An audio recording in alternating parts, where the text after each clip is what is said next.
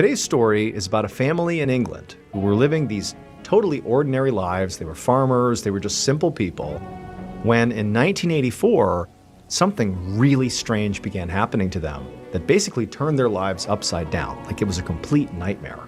In fact, in many ways, it was almost like they were living the plot of a crazy detective novel, except it was real. But before we get into today's story, if you're a fan of the strange, dark, and mysterious delivered in story format, then you've come to the right place, because that's all we do, and we upload 2, 3, even 4 times every week. So if that's of interest to you, please buy the like button a dozen jelly donuts. But don't tell them you've secretly removed all the jelly. Also, please subscribe to our channel and turn on all notifications so you don't miss any of our weekly uploads. Okay, let's get into today's story.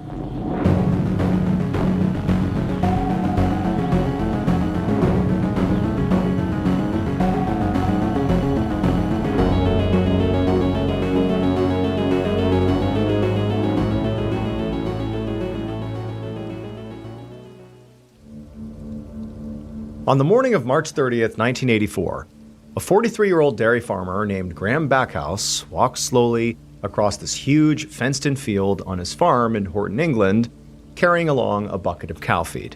And Graham, like usual, was exhausted from all the endless daily chores on this farm that he was in charge of. 5 years ago, his father had died and he had inherited this farm, and so now he was, taking over this massive property with all these animals and all these just daily chores. It was backbreaking work. And so it was like every day was a slog, just like today. But Graham was actually a terrible farmer. He did the chores, he did the things he was supposed to do every day, but he did not know how to run this farm. And so over the last 5 years that he'd inherited the big family farm, he had basically run it into the ground because he just didn't know what he was doing. But he was sort of stuck because there was no one else to take over the farm. And so it's like every day he's doing all this backbreaking work, and the profit for the farm is dwindling lower and lower and lower. It's like he was just trapped in this vicious cycle that he didn't know how to get out of. But in some ways, what was even worse than that is that Graham never even wanted to be a farmer. I mean, like as a kid, he grew up here on this property, and he watched his dad every day do this labor and work until the wee hours of the morning nearly every day. And he was an amazing farmer. He was amazing at taking care of this property, but Graham didn't want to do that. Like, he knew he didn't. What he really wanted to do was be a writer. That's what his passion was. And so any chance he got as a kid, he was like, writing things down, poetry, journaling, whatever it was. But then his dad sort of suddenly died, and he's handed the farm, and it's the family legacy. And so here he was, just sort of saddled with, in a way, golden handcuffs, except he was destroying those handcuffs. There was no gold in them. It was about to be like an insolvent farm, and it was all his fault.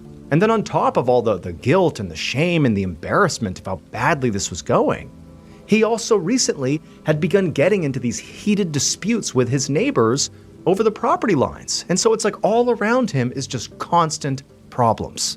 And so now, as Graham dutifully trudged through the field with his bucket of feed, his mind is swimming with all the other things he has to do that day. And as he's walking along, he sees something odd on one of the fence posts up ahead.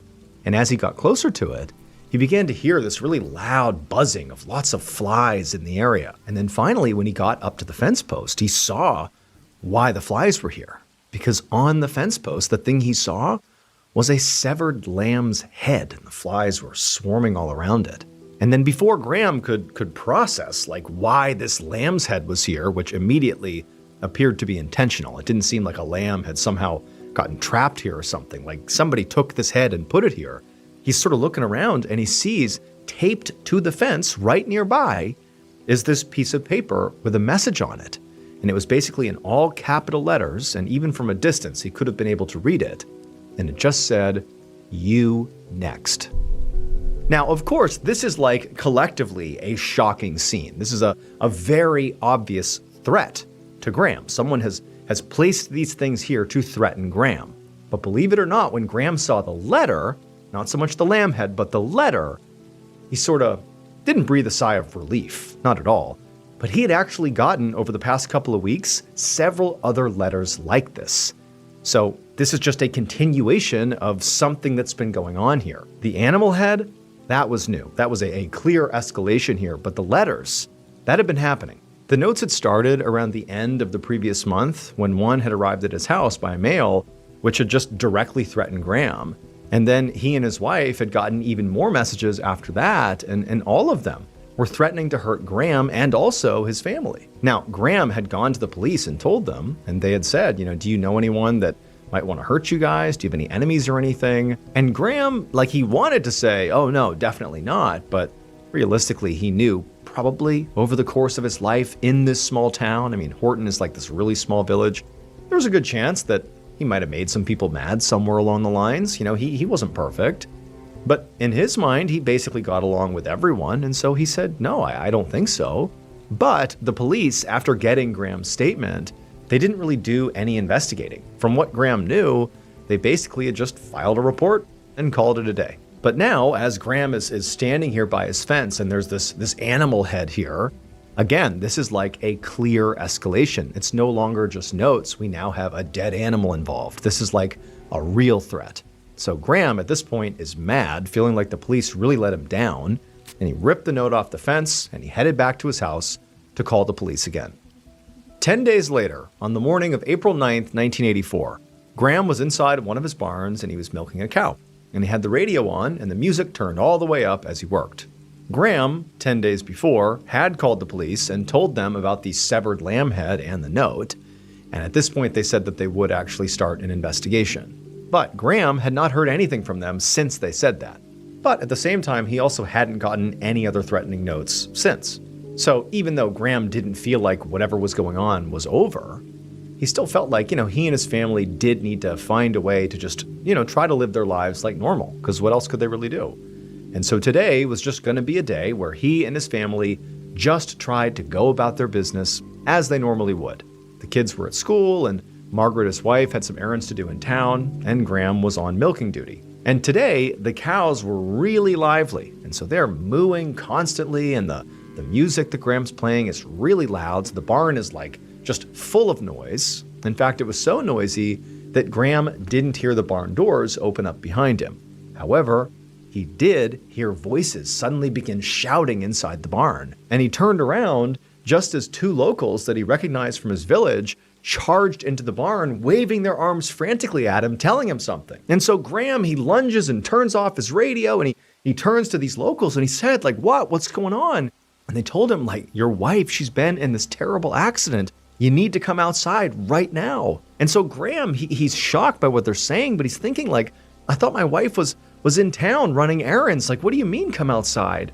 And so he jumps up and he runs with the locals outside, and he looks towards his house, the farmhouse, and he sees there's all this gray smoke curling up into the air. And so Graham sprints to his house, he runs around to the backside where the driveway is, where the smoke appears to be coming from, and as he turns the corner, he sees his car, and it's damaged in some way, and the smoke is definitely coming off the car, and he turns the corner fully, and he looks onto his front yard, and there, laying there in a bloody heap, is his wife.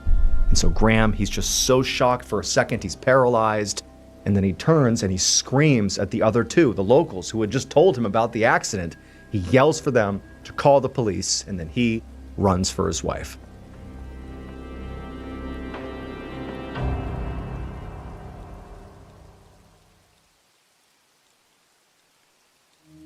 About 20 minutes later, Graham stood by his front steps with a police officer while a team of paramedics loaded his wife into an ambulance. Amazingly, despite her horrible injuries, especially to her legs, she was still alive. But Graham couldn't actually go with her to the hospital right now because he had to give a statement to the officer. Because it would turn out there had been a bomb underneath one of the car seats in the car Graham's wife was driving that had detonated, and it nearly killed his wife. And so now they needed to figure out how the heck this happened, and so Graham needed to give a statement, while the bomb squad, which was swarming his property, looked everywhere to make sure there weren't more bombs here. And so, of course, Graham at this point is shocked. He's so worried about his wife. He doesn't really know the state of her injuries. She was just kind of whisked away, and he wasn't allowed to go with her. And so his mind is very occupied with his wife, but then also there was a part of him that was just furious. Like he had told the police about these threats to him and his family that had only really been escalating over the past several weeks. I mean, 10 days ago, there's that severed lamb head on his post with the words, "You next." Like, clearly, this was getting worse. And the police seem to have done nothing. And now here they are, demanding he explained what happened. And so he's furious. And so Graham again reiterates to this officer that there had been all these threats to he and his family over the past several weeks. And really, it seemed like the threats had been directed at him. And he actually pointed out to the officer that the car that had the bomb in it that, nearly killed his wife, that was actually his car. It was his Volvo. And his wife never drove that car. The only reason she was driving it today is because her car had an ignition issue. So this was like anomalous that she was in the car. And so obviously the bomb was intended for him. And so as Graham is relaying all these details to this officer, they both start hearing all this shouting coming from sort of far away in the front of the property, like towards the front of the driveway. And they turn and they see a mailman has driven his van onto the driveway and is driving right up towards the house. And remember, this is now a crime scene, and it's sort of a new crime scene. And there's all these officers everywhere, and they haven't fully roped everything off yet.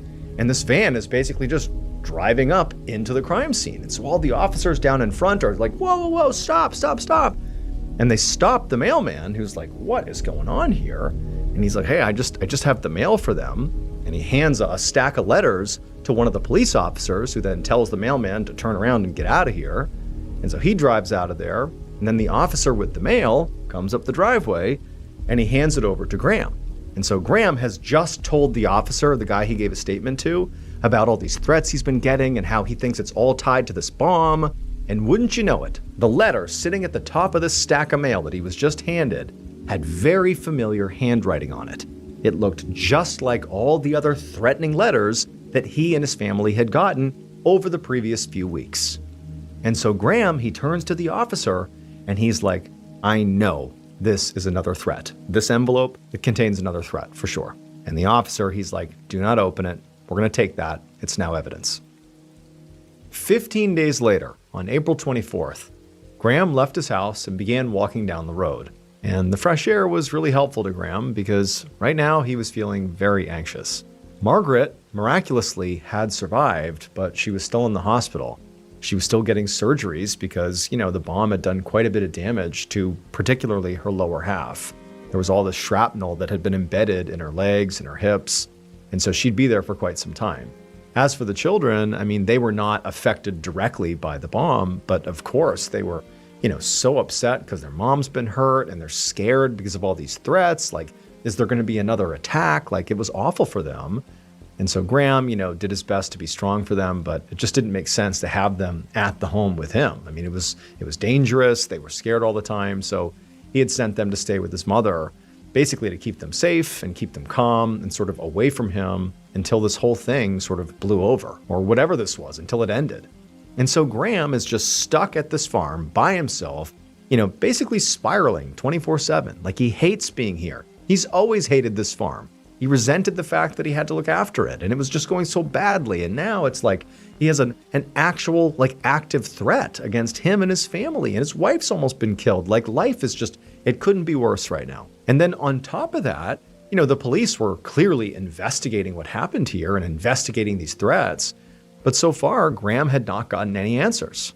Now, immediately following the bombing, for the few days that followed, the police gave Graham and his family around-the-clock physical protection because, again, there's this active threat out there.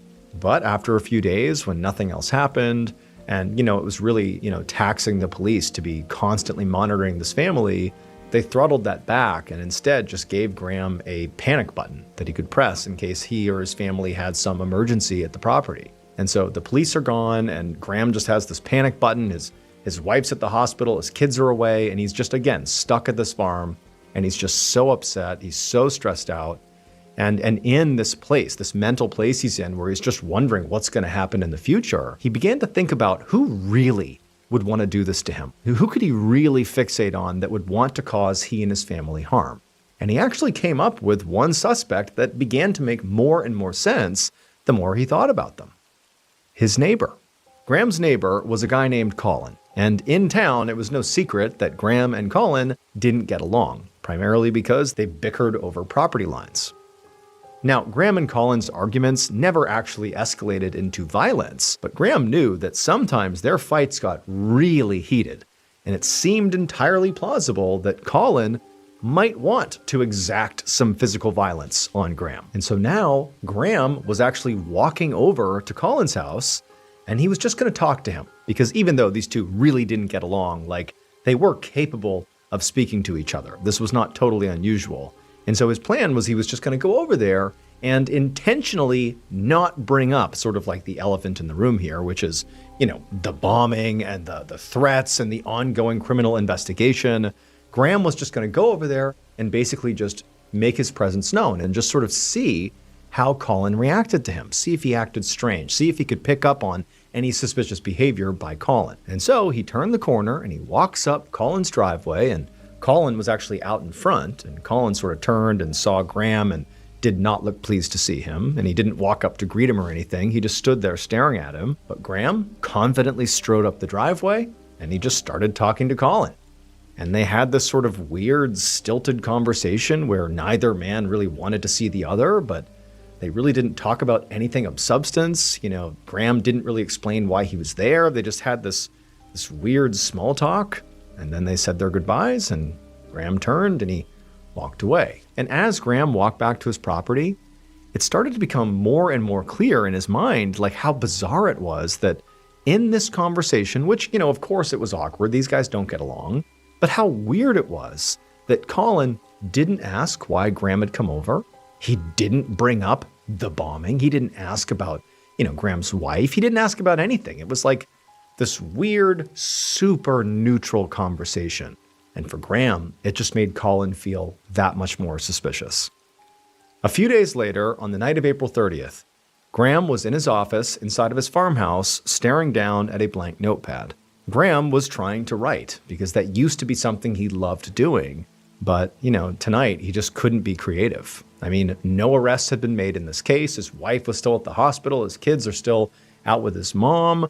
No progress has been made on this case. He still feels like there's this imminent threat out there. And also, the police had very recently interviewed Colin and nothing came of it. So it just sort of seemed like nothing was going on, but all the problems he had were still very much there. And so as Graham is sitting there feeling terrible, he hears this loud, sudden knocking on his front door.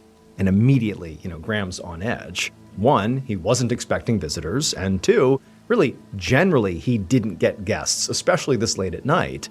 And considering everything going on right now and the fact that no arrests have been made, he's fearful, he's paranoid. But, he's here all alone. He can't just ignore the fact that somebody's here. And so very apprehensively, he gets up and he begins making his way out to the front door. When Graham was about to open the door, there was another pounding on the door, like whoever was out there was really eager to talk to him. And so Graham, his pulse is racing, and he grabs the doorknob, he turns it, and he opens it. And the instant he saw who was standing out there, Graham knew he had to turn and run and press that panic button. Just a few minutes later, Detective Superintendent Tom Evans with the local police charged up the walkway of Graham's farmhouse with a team of officers right behind him. Evans was the lead investigator on Graham's case, the entire ongoing, threat and bomb case. And he'd been notified that the panic button that they had installed in the farmhouse had just gone off. So his team was responding to see if, maybe the person or people who were targeting Graham and his family had struck again. When Evans got up to the front door, he tried the handle and found that it was open. So he opened the door and he announced that police were here and they were coming inside, but there was no answer. And so Evans and his team went inside. And pretty much immediately when he stepped inside, he saw a dead body. There was a man laying on his back in the hallway and his chest was covered in blood. However, when Evans approached him, he realized that this was not Graham. This was someone else. This man was much older than Graham. He was in his 60s, and at first he just had no idea who it was. But then after a second, Evans actually recognized him. It was Colin, Graham's neighbor, who they'd actually interviewed fairly recently during their investigation. Colin, in addition to having what appeared to be, one or several gunshot wounds to the chest, was holding a knife in his right fist. Before Evans and his team could take note of anything else here, they began to hear moaning coming from the kitchen. So Evans told a few of his officers to stay with the body, and then Evans and another officer slowly made their way, guns drawn, into the kitchen to see what was going on. And when they turned the corner and looked into the kitchen, it was a bloody mess. There was blood really on everything, chairs, tables overturned, and then lying on the ground in the center of all the chaos, cradling a shotgun, was Graham Backhouse. And Graham was a mess. He was the one who was moaning. He had this just horrible knife wound on his face, and he was bleeding profusely. And he also appeared to have a gash across his chest and also across his stomach. Evans and his partner, they run over to Graham, and they kneel down next to him. And, Graham, he's in rough shape, but he's clearly, stable. He can talk. He's in a lot of pain. And Evans asks him, hey, what happened? And Graham, who again, he's in quite a bit of physical pain here, so every time he speaks, he's sort of gritting his teeth. But he was able to explain to Evans that he heard a knock on his door, he opened it up, and there's Colin, his neighbor. And it was unclear what he was doing here, and before long, the two men are getting in this argument. And then Graham said that Colin sort of inexplicably admitted that he was the one who planted the bomb. He was the one who was leaving all these threats. And then Graham, who was about to run and press the panic button, right before he did, he said Colin pulled out a knife and then started chasing after him. And at that point, Graham said he bolted, he grabbed his shotgun, he was able to get a shot off in self-defense, and then he did press the panic button. And he had no idea what happened to Colin, but he figured he was dead.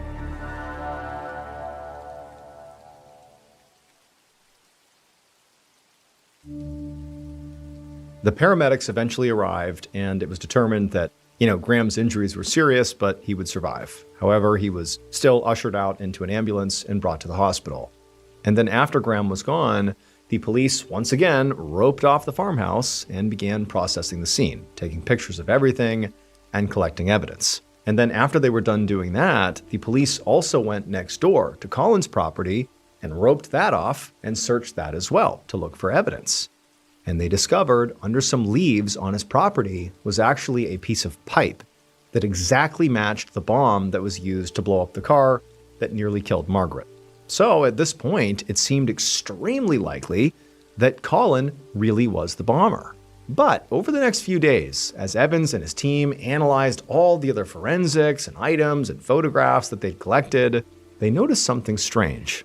And then they found another new piece of evidence that actually was even more damning and far more significant than that pipe that was found on Colin's property. This new evidence was just a very mundane, everyday object. However, this object told Evans that he and his team had gotten this entire case completely wrong. What was really going on here was like nothing Evans had ever experienced in his entire nearly 30-year law enforcement career. In fact, what was happening here was closer to something out of a detective novel. So Graham Backhouse really did love to write, and he had dreamed of being a writer. Specifically, he actually had wanted to write detective stories. And in some ways, over the last few weeks during all this madness, he'd sort of done exactly that. Using his spiral notepad, he'd concocted a very over-the-top, exciting narrative full of twists and turns and intrigue and murder. Except the thriller that Graham was putting together, this detective story, was not all fiction. In fact, most of it was very, very real. It would turn out the threatening notes, the severed lamb's head, the bomb that nearly killed his wife, all of those were Graham's ideas. The farm, because of Graham, was in a lot of debt. So Graham took out a series of life insurance policies on his wife and then planned to murder her with a bomb that he made. But before he did that, he wrote and planted a whole bunch of threatening notes around the property, and he mailed to himself. That way, police would think there was this maniac on the loose that was after his family, and that Graham was nothing more than a victim. However, Margaret didn't die from the bomb, and Graham panicked. He worried that police would eventually realize it was him who planted the bomb, and so he decided he would frame his neighbor, Colin, as the fall guy, since it was widely known in the village that they didn't get along. Except, while Graham had managed to create a a new twist, an outrageous turn in the storyline. Unfortunately, he was just as terrible at covering up his crime as he was at farming. Colin's murder scene had a whole bunch of evidence that clearly proved Graham had set the whole thing up. The blood spatter was completely off, and Graham had no defensive wounds. But the big clue that led the police to actually arresting Graham was his own spiral notepad. They'd found the notepad in Graham's office, and on one of the sheets was a very unique-looking circular doodle that clearly Graham had drawn on it.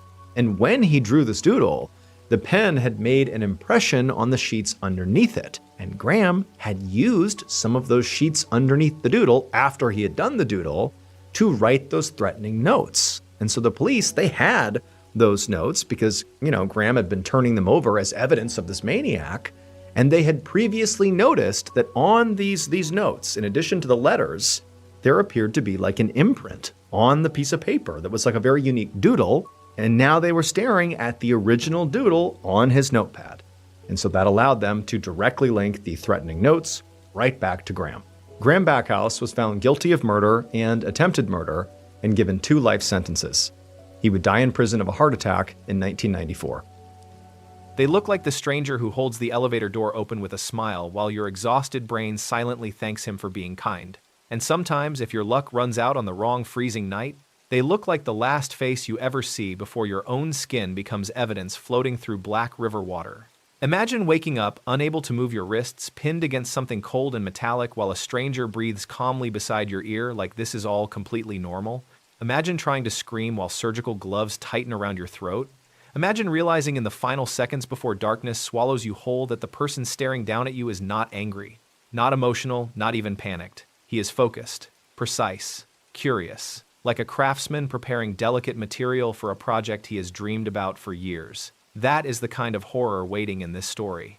Not the cheap horror of ghosts or demons, but the kind rooted in flesh obsession, loneliness, and the terrifying reality that a human being can decide another human being is no longer a person but an object. So before we go any further, welcome back to the campfire. Get comfortable. Lock your doors, maybe check the dark reflection in your window one more time just to make sure nobody is standing behind you. And if you enjoy stories that drag you deep into the hidden rot underneath ordinary life, hit that like button and subscribe before the night gets worse. Because tonight we are walking into the freezing streets of Krakow, Poland, where a quiet university student vanished into winter fog. And months later, the river gave back something so horrifying that even veteran investigators struggled to speak about it without losing sleep. The Vistula River did not return a body. It returned a message. A human skin carefully removed, carefully preserved, and horrifyingly altered into something that looked less like evidence and more like clothing. And the worst part of all was this: whoever created it had taken their time. The morning of January 6, 1999 arrived wrapped in dirty gray fog that smothered the city of Krakow like a wet blanket. The Vistula River moved slowly beneath sheets of fractured ice, carrying branches, garbage, dead fish, and secrets through the center of the sleeping city. The industrial tugboat Elk pushed against the freezing current with a tired, mechanical groan, its steel frame rattling every few seconds as chunks of ice slammed into the hull. Nobody on board expected that day to become one of the most infamous moments in modern Polish criminal history. The crew had spent years pulling disgusting things from the river: animal carcasses, rusted bicycles, bags of medical waste, once even the remains of an abandoned car. So when the propeller suddenly jammed hard enough to stall the engine, nobody panicked. They cursed, grabbed hooks, and prepared themselves for another miserable hour in the cold. But as the tangled mass rose slowly from the water, silence spread across the deck with terrifying speed. At first, the object looked pale and rubbery, like soaked leather stretched too long beneath sunlight. One crew member laughed nervously and guessed it was pig hide dumped illegally by a butcher shop. Another man immediately turned away before the object even fully cleared the surface. Something about it felt wrong, deeply wrong. Human eyes are strangely good at recognizing human shapes, even when the brain refuses to process them. The thing collapsed onto the steel deck with a wet slap: arms, facial structure, ears, empty eye openings. One of the sailors vomited over the side of the boat before anyone even spoke. What lay before them was not a corpse. It was skin, human skin. Entire sections of a young woman's body had been removed with horrifying precision, as if somebody had peeled away her identity itself. The freezing wind swept across the river while the crew stood motionless, unable to comprehend what they were seeing. And then one man noticed the stitching: tiny, careful modifications around the edges, reinforced sections, holes prepared for fastening. In that exact second, the horror transformed into something even worse. This had not been done to hide a murder. Someone had wanted to wear her. Long before the river carried its nightmare into public view, 23-year-old Katarzyna Z. lived quietly among the ancient streets and Gothic architecture of Krakow like someone trying desperately not to be noticed by the world. She studied religious history at Jagiellonian University, one of the oldest and most prestigious universities in Europe, but classmates barely remembered hearing her voice. She preferred corners, silence, and isolation. Friends described her as gentle in a way that almost hurt to witness the type of person who apologized when other people bumped into her. After the death of her father, however, something inside Katarzyna seemed to dim permanently. Depression settled over her life like heavy ash. She wandered the city alone for hours, listening to music through cheap headphones, disappearing into bookstores, cemeteries, and narrow alleyways where nobody would ask if she was okay. There is something deeply dangerous about invisible sadness because predators notice it before anyone else does. They notice lowered eyes, hesitant body language, loneliness. They notice people who already feel disconnected from the world because those people are easier to isolate completely. By late 1998, Katarzyna's behavior worried those closest to her. She missed lectures, ignored calls, drifted through conversations like her mind was somewhere else entirely. Then, on November 12th, she left home after telling her mother she planned to meet someone. She never said who. That tiny missing detail would torment investigators for years. Somebody was waiting for her that night. Somebody she either trusted or feared too much to refuse. The city swallowed her quietly. No screaming witnesses, no dramatic struggle, just cold streets, evening fog, and one young woman vanishing into darkness while strangers walked past, unaware that evil was already moving beside them. Police initially treated the case like countless others involving depressed young adults. Maybe she ran away. Maybe she harmed herself. Maybe she wanted to disappear. Weeks passed with almost no urgency until the river forced everyone to confront the possibility that Katarzyna had not escaped her sadness at all. She had crossed paths with somebody far more dangerous than despair itself. Somebody patient, somebody organized. Somebody capable of looking at another human being and imagining what they might look like worn over his own body. The forensic examination horrified even seasoned investigators who had spent careers staring into humanity's worst impulses. Medical examiners quickly realized this was not the chaotic mutilation of a frenzied killer. The cuts followed anatomical lines with chilling expertise. Whoever removed the skin understood the human body intimately. There were no reckless tears, no hesitation marks, no sloppy damage caused by panic. Every incision looked methodical, controlled, almost surgical. But the detail that truly poisoned the atmosphere inside the investigation room was discovered under magnification. The edges of the skin had been modified using techniques associated with leatherworking and tailoring. Tiny reinforced stitching patterns suggested deliberate preparation, as though the material had been altered for repeated use. Detectives reportedly struggled to even phrase the theory aloud during early meetings because speaking it made the nightmare feel too real. The killer may have intended to wear the victim's skin like clothing. Newspapers exploded with panic as details leaked across Poland. Citizens imagined psychopaths hiding in apartment buildings beside ordinary families. University students began traveling in groups at night. Parents warned daughters not to trust strangers, not realizing the far more terrifying possibility the killer probably did not appear strange at all. Meanwhile, investigators discovered rare botanical traces embedded in the preserved tissue evidence, suggesting the skin had been stored somewhere controlled before disposal. This was not impulsive violence, it was ritualistic patience. Yet despite enormous media attention, the case slowly transformed into a nightmare with no face attached to it. Hundreds of suspects were questioned over the years. Hunters, medical workers, butchers, mentally unstable men with violent histories. Every promising lead eventually collapsed into frustration. DNA technology during the late 90s lacked the sophistication needed for breakthrough evidence. Witnesses forgot details, memories rotted, files gathered dust. But one special cold case unit nicknamed the Shadow Hunters refused to bury the investigation completely. They believed monsters survive by blending into ordinary life, and somewhere inside Krakow, a man was continuing his routines peacefully while hiding memories too grotesque for most people to even imagine. For nearly 2 decades, the killer remained exactly that ordinary. A face in traffic, a customer in cafes, a quiet neighbor sleeping beneath the same winter skies as the woman he transformed into an object. Then, modern forensic science dragged the dead back into the conversation. In 2017, investigators reopened the case using advanced methods unavailable during the original investigation. One breakthrough came through diatom analysis, microscopic algae capable of revealing precise environmental clues hidden inside remains. Scientists determined Katarzyna had likely been killed near a specific section of the Vistula River rather than elsewhere in the city. Suddenly, the investigation narrowed. Detectives revisited old interviews, psychological evaluations, forgotten witness statements, and overlooked behavioral patterns. That process eventually illuminated one disturbing name buried deep inside dusty files: Robert J. On paper, Robert appeared eccentric but functional. He lived near the exact area connected to the evidence. He had martial arts training, giving him the physical capability to overpower someone efficiently. More disturbingly, he once worked near medical facilities before being dismissed after incidents involving mutilated laboratory animals. That alone chilled investigators, but the truly unsettling discovery involved his strange fixation on Katarzyna's family. Witnesses reported seeing him visiting the grave of her deceased father repeatedly over the years. Nobody could explain why. When police raided Robert's apartment after nearly 2 decades of silence, the rooms initially appeared painfully ordinary. Furniture, kitchen supplies, family photographs. The banality of evil often hides behind normal domestic details. But deeper forensic searches uncovered traces matching rare botanical substances found on the victim's skin. Neighbors also described disturbing memories from years earlier involving Robert wearing what looked like a pale leather costume privately inside his apartment. At the time, they dismissed it as bizarre behavior.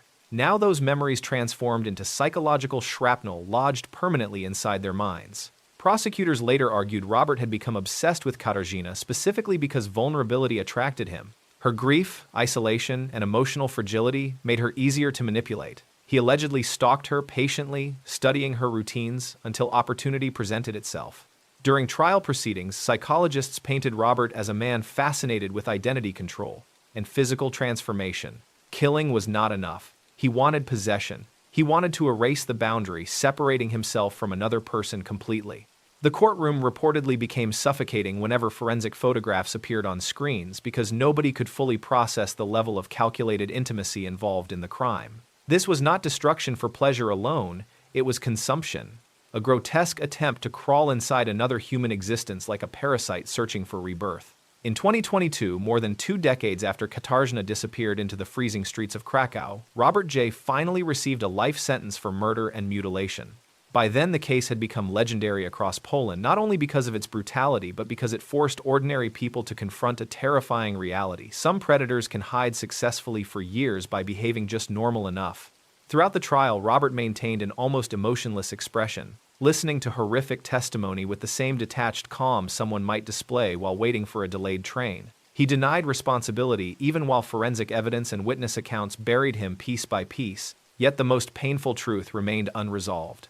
The majority of Katarzyna's remains were never recovered. Her family received only fragments instead of a full goodbye. Somewhere beneath soil concrete or forgotten water, the rest of her still waits in silence.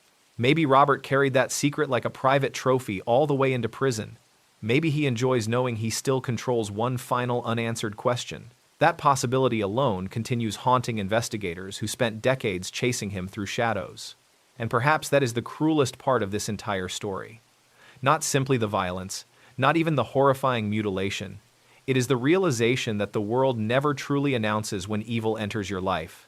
There is no music warning you, no flashing signs, no visible transformation. Katarzyna probably did not look at Robert and see a monster.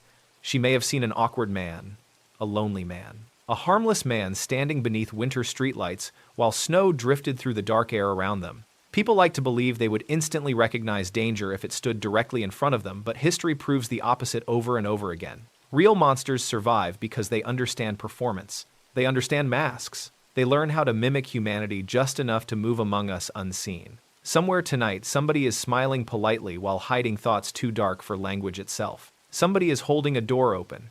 Somebody is making small talk with coworkers. Somebody is blending perfectly into ordinary life while carrying a secret capable of destroying every illusion of safety you have left. And maybe that is why stories like this stay alive long after the trials end. Because deep down, they force us to confront the possibility that horror does not live in abandoned buildings or nightmare creatures. Horror lives in apartments with the lights on. At 11 o'clock on the night of October 31st, 2010, in the heart of Bogota, Colombia, 20-year-old Luis Andres Colmenares was doing something that thousands of other university students were doing. He was celebrating Halloween. Luis was a brilliant popular economics student from a wealthy family in northern Colombia, and tonight he looked vibrant in his devil costume, laughing with his close-knit circle of friends. The setting was a high-end nightclub in the city's famous Zona Rosa, a place where the young and the wealthy of the city gathered to feel safe and untouchable. For Luis, life was on a perfect upward trajectory. He was the pride of his family, a young man who had successfully navigated the pressures of a prestigious university. Tonight was supposed to be the reward for all that hard work, a night of music, dancing, and the company of his peers. Inside the club, the air was thick with the scent of expensive perfume and the heavy thumping of music. Luis was surrounded by people he trusted, his so-called golden circle. These were students from the same social class, people who shared his goals and his future. He spent the evening chatting with a girl he was particularly interested in, a fellow student named Laura. Everything felt normal, peaceful, and exactly as a young man's night should be. But as the clock ticked toward the early hours of the morning, a small, subtle, wrong detail began to emerge.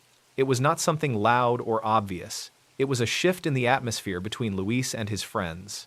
A witness later recalled that Luis seemed to become uncharacteristically distressed. His usual easy smile vanished, replaced by a look of confusion. It was as if a cold breeze had suddenly blown through the warm, crowded nightclub, felt only by him.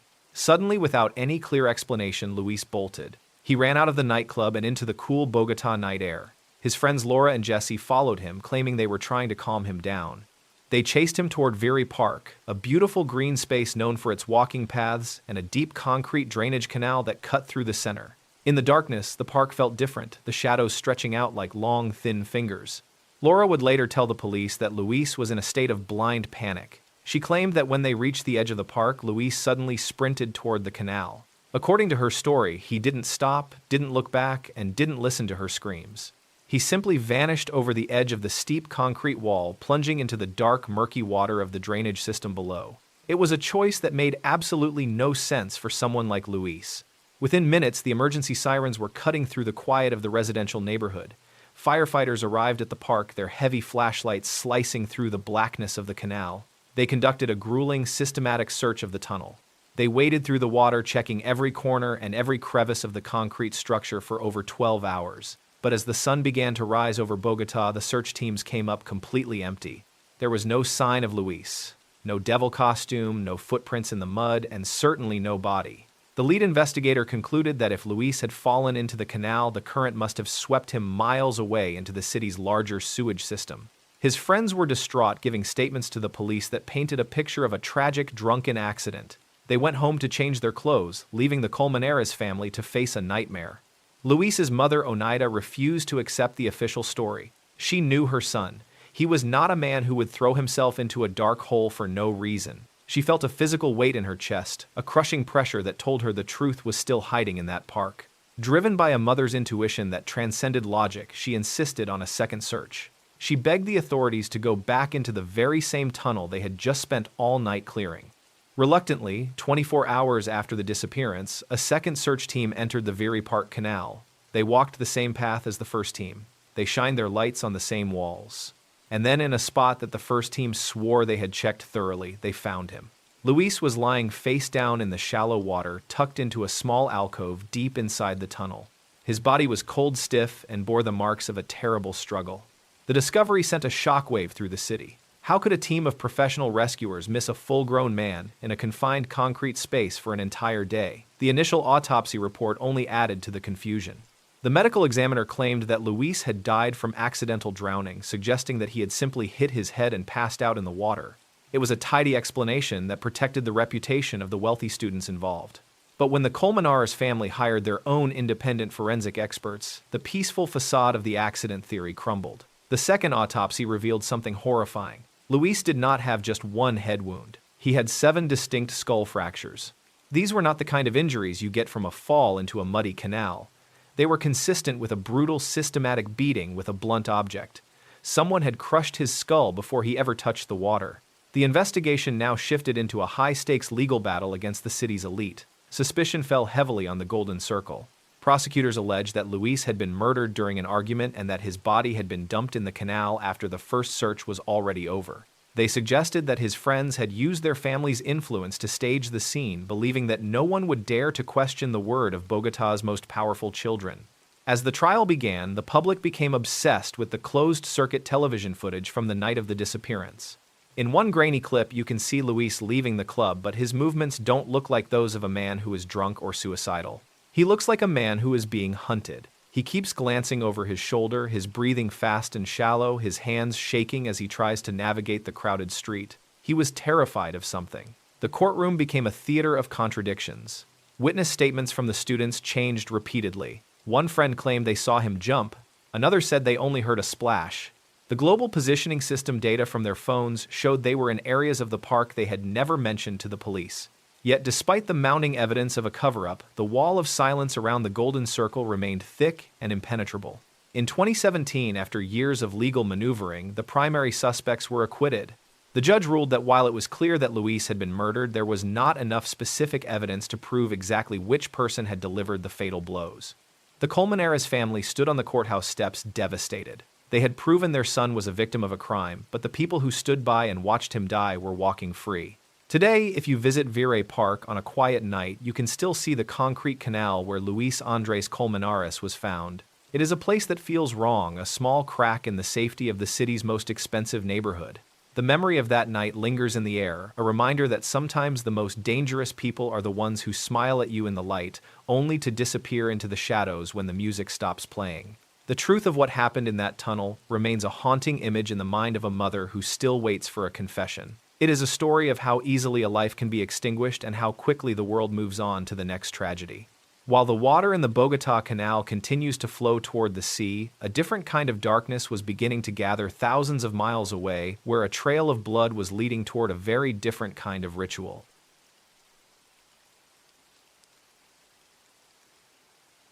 At exactly 8 o'clock on a bright Tuesday morning in January of 1981, the Toa Payoh housing estate in Singapore was waking up to its usual rhythmic hum of activity. In the shadow of Block 12, a sprawling public housing building, residents were busy hanging laundry out on long bamboo poles and preparing for a day that felt like any other. In this part of the world, life was governed by a strict sense of order and communal safety that few ever questioned. For the thousands of families living in these high-rise blocks, the corridors were like extended living rooms. It was a time when neighbors knew each other by name, doors were frequently left unlocked to catch a breeze, and children were encouraged to play freely in the open-air galleries. Toa Payoh was a shining symbol of a young nation's progress, a place where the chaos of the old world had been replaced by clean concrete lines and a feeling of absolute security. Among the residents was a young girl named Agnes Ng, who was just 9 years old. She was a quiet child known for her polite smiles and her bright school uniform. That morning, she had been given a small amount of money by her mother to go and buy some snacks from a nearby shop. It was a simple 5-minute errand that she had performed dozens of times before. She stepped out into the hallway, her small shoes clicking against the stone floor, and disappeared around the corner. An hour passed, and then 2.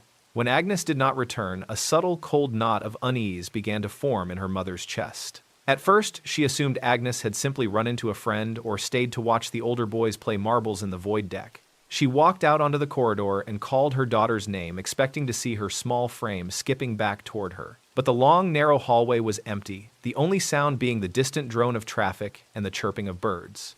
By late afternoon, the unease had sharpened into a terrifying certainty that something was wrong. The neighborhood mobilized, with aunts, uncles, and shopkeepers joining the search.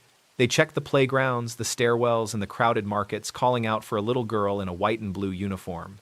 The police were called, but in 1981, the idea of a child being snatched from a safe housing estate was so foreign that everyone assumed she had just gotten lost. As the sun began to set, casting long orange shadows across the concrete pillars of Block 12, the search reached a fever pitch. Residents moved in small groups, their flashlights cutting through the deepening gloom of the unlit corners. It was during this time that a man living on the first floor noticed a strange, dark bundle lying near the lift landing. He approached it slowly, thinking it was a bag of discarded clothes or perhaps some trash that had been left behind by a tenant. As he got closer, his heart began to hammer against his ribs with a sudden, violent force. He realized that the bundle was not fabric at all. It was Agnes. She was lying perfectly still, her small body tucked into a shallow alcove. There was no obvious sign of a struggle, and at first glance, she looked like she was simply sleeping. But as the man reached down to touch her shoulder, he felt a coldness that did not belong in the tropical heat of a Singaporean evening. The discovery sent a physical wave of shock through the estate. The police cordoned off the area, their blue lights reflecting off the windows of the surrounding blocks. As forensic officers began their grim work, they noticed something that made their blood run cold. Arranged around the girl's body were several strange occult objects. There were small slips of paper with intricate drawings of deities, bits of burnt incense, and a fine dusting of what looked like ritualistic powder. The investigation had barely begun when a second, even more terrifying discovery was made just a few hours later. In a nearby block, the body of a 10-year-old boy named Ghazali Marzuki was found. He had disappeared under similar circumstances, snatched from a safe environment during broad daylight. He was found abandoned in a similar hallway, his eyes open and staring at the ceiling, surrounded by the same haunting symbols that had been found near the body of little Agnes. For the people of Toa Payoh, the world had suddenly fractured. Parents who had once let their children roam free now locked their doors with multiple bolts and held their little ones' hands with a crushing grip. The atmosphere in the estate became one of suffocating suspicion. Neighbors who had known each other for years began to cast sideways glances at one another, wondering if a monster was living in the flat next door, hiding behind a facade of ordinary everyday life. The police knew they were looking for someone who felt comfortable in these buildings, someone who could lure a child away without causing a scene. They began a systematic floor-by-floor search of Block 12, looking for any clue that would lead them to the source of this sudden darkness. It was during this search that a sharp-eyed officer noticed a very small dark smear on the floor of the 7th floor corridor. He knelt down, his breath catching in his throat as he realized it was dried blood. He followed the trail, which consisted of tiny, almost invisible droplets that led away from the lift and toward the end of the long hallway.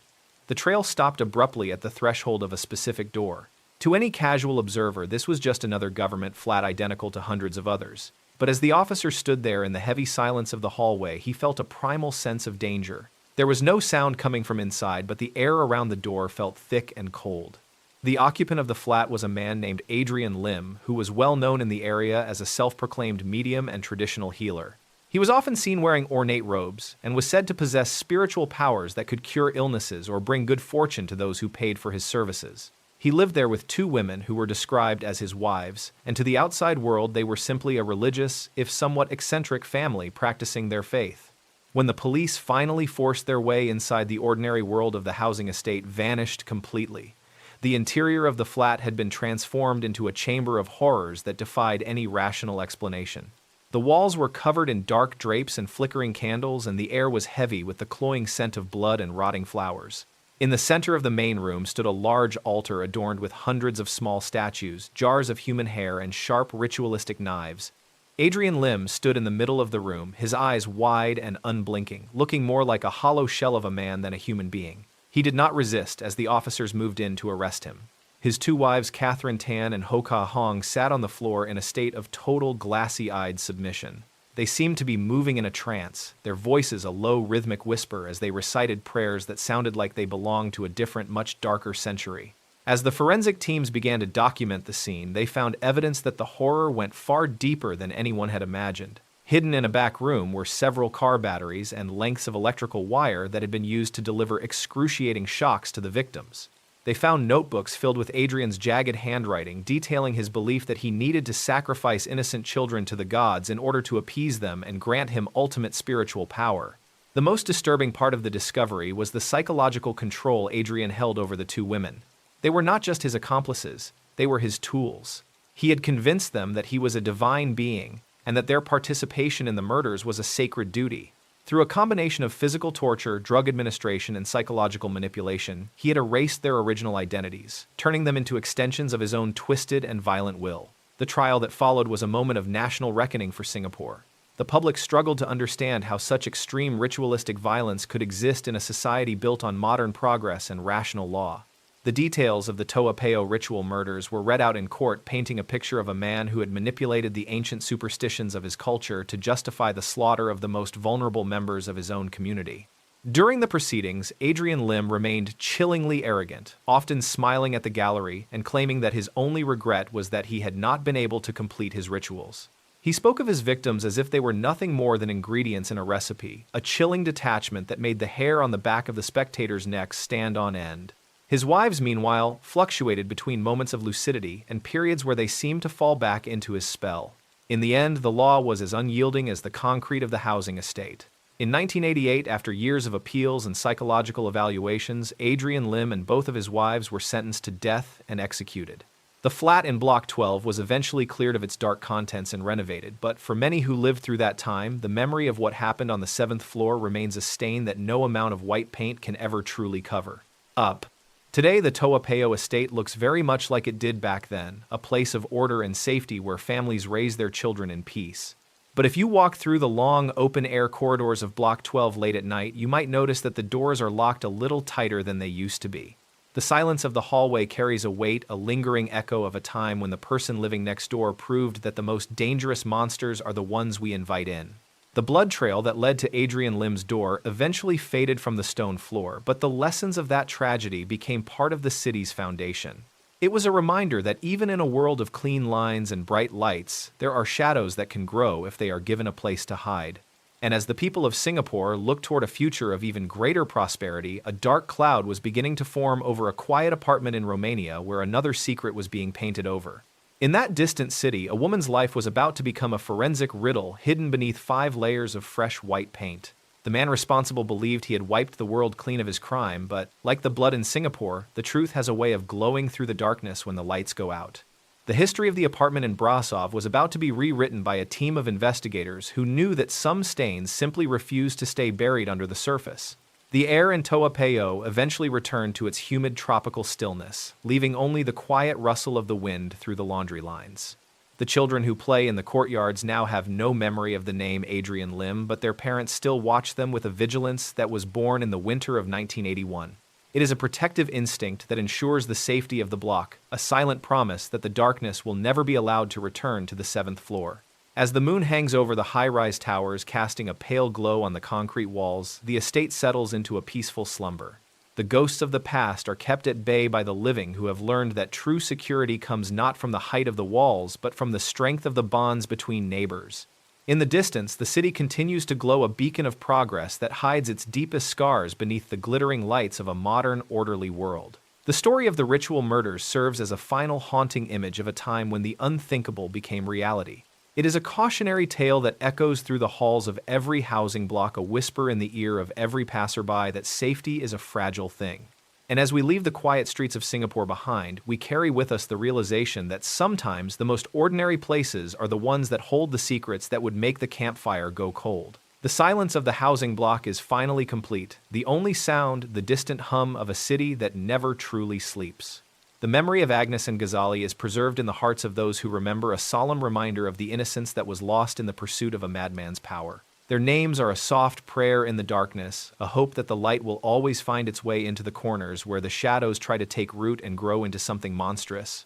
The journey through these 12 stories continues, moving from the tropical heat of the islands to the cool mountainous air of Eastern Europe. Each stop reveals a new layer of the human experience, showing us that no matter where we go, the same fears and the same mysteries follow us like a shadow. We are all just travelers in the dark, searching for the truth in a world that often prefers to keep its secrets locked away behind closed doors and fresh coats of paint. Take a deep breath and steady your nerves, because the next path we walk is just as winding and just as dangerous as the one we have just left. The light of the campfire is dimming, but the stories are far from over. Keep your eyes on the horizon and your ears open to the sounds of the night, for the world is full of things that go bump in the dark, and we are just beginning to scratch the surface of the mysteries that lie ahead of us in the gloom. The 7th floor of Block 12 stands silent now, a quiet testament to the resilience of a community that faced the darkness and survived. The windows are dark, reflecting the stars above, and the air is clear and calm. But the history of the place remains woven into the very fabric of the building, a reminder that the past is never truly gone. It is just waiting for someone to remember the names and the faces of those who were taken too soon. As we move forward into the night, let the memory of Toapeo stay with you, a small, cold spark of awareness in the back of your mind. It is the feeling of a door left slightly ajar, of a sound that shouldn't be there, and of a world that can change in the blink of an eye. Stay vigilant, stay safe, and remember that the most important thing you can do is look out for those who cannot look out for themselves in a world that is often unkind.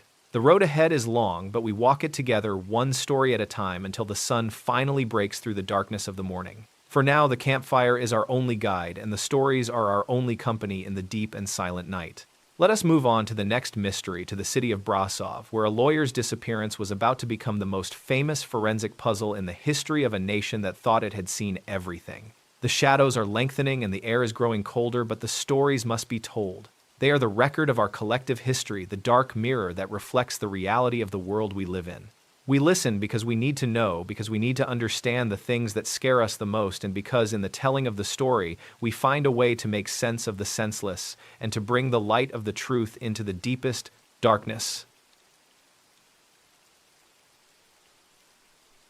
At 6 o'clock on a cool Thursday evening in late August of 2007, a 38-year-old woman named Elodia Ganescu was finishing her final meetings for the day. Elodia lived in the beautiful city of Brasov, Romania, a place where medieval watchtowers and Gothic cathedrals stand against the backdrop of the Carpathian Mountains. To anyone walking the cobblestone streets, it felt like a fairy tale setting, and Elodia was arguably one of its most successful citizens. She was a high-powered defense lawyer known for her sharp mind, her expensive taste, and a confidence that filled any courtroom she entered. As she packed her leather briefcase and walked to her car, she was likely thinking about her young son and the evening routine that awaited her. She was a woman who moved through life with a sense of total control. However, as she pulled her car into the parking garage of her upscale apartment building, that control was about to vanish. Elodia was married to a man named Christian Chiowaka. On paper, they were the definition of a local power couple. While Elodia was winning cases in court, Christian was a respected police officer, a man tasked with upholding the very laws his wife often challenged. They lived in a beautiful modern apartment with their toddler, and to their neighbors they seemed like the perfect professional pair. But behind the heavy oak door of their home, the fairy tale was beginning to rot. For months, the marriage had been fracturing under the weight of secrets and mutual suspicion. Both were strong-willed individuals, and the domestic silence had grown heavy and cold. On that particular night, August 30th, neighbors in the building later recalled hearing muffled voices, the kind of low-frequency argument that vibrates through floorboards without revealing specific words. It was a familiar sound in the building, and so nobody thought to call the police. But the next morning, the rhythm of the household changed. Usually, Elodia was out the door early, her heels clicking briskly down the hallway as she headed to her law firm. On August 31st, there was no clicking of heels. There was no sound of a car starting in the garage. There was only silence. This went on for 1 day, then 2, then 3. Elodia's colleagues began calling her cell phone, but each call went straight to a generic voicemail box that remained full.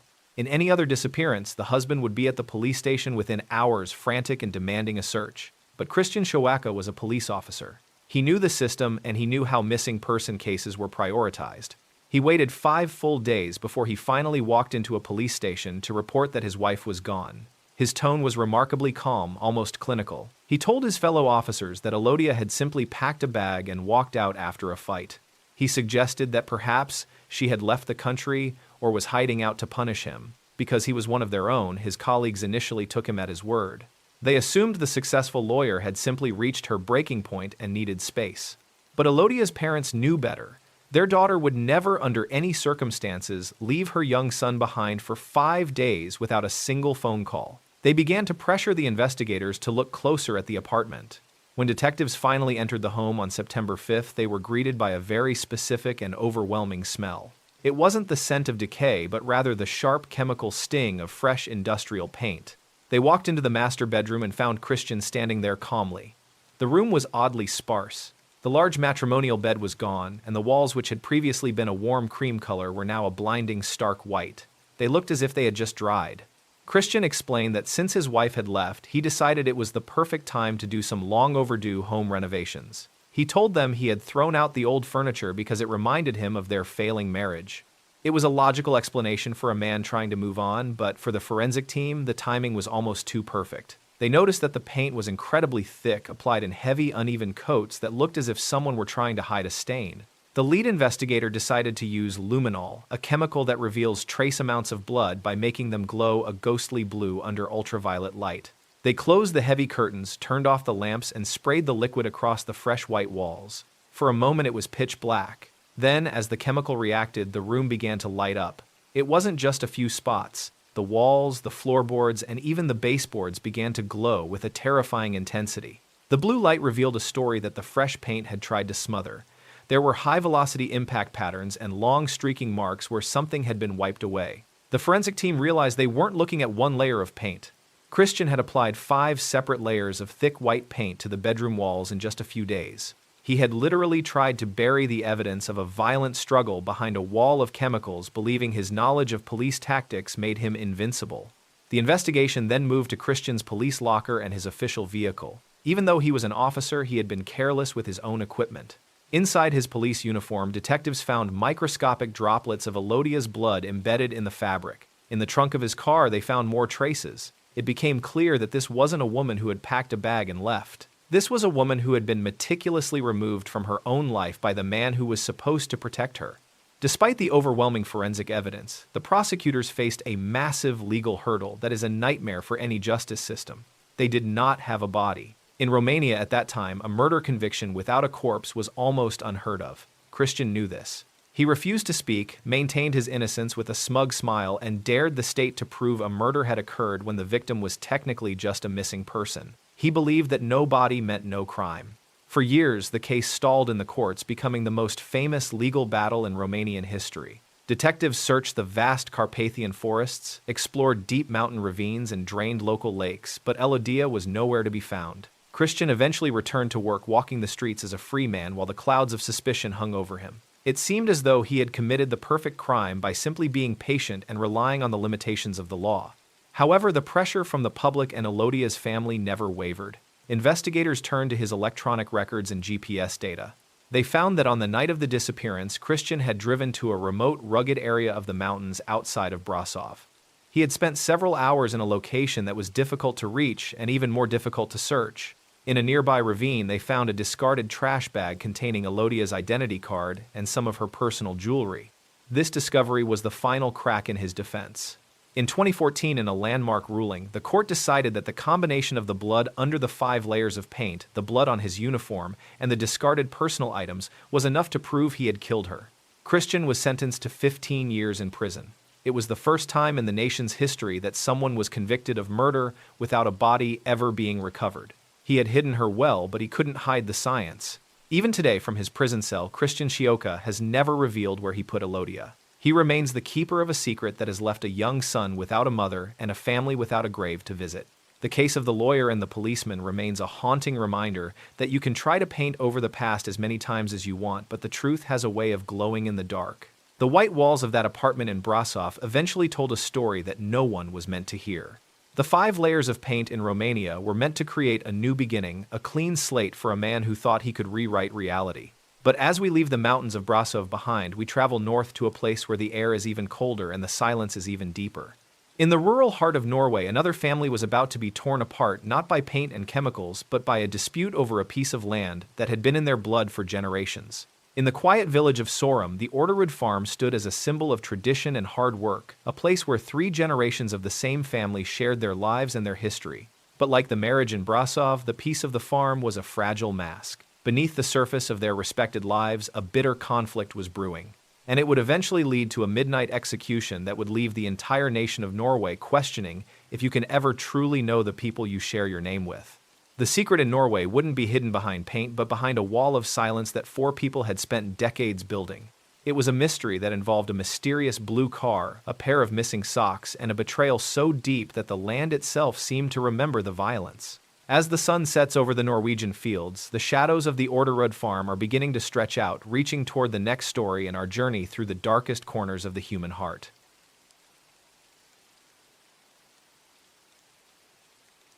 At 11 o'clock on a quiet Friday night in May of 1999, the Orderud farm in the rural village of Sorum, Norway was bathed in the soft silver light of a northern spring moon. For over 70 years, Christian Orderud and his wife Marie had lived on this land tending to the cattle and watching the seasons change from the porch of their traditional white farmhouse.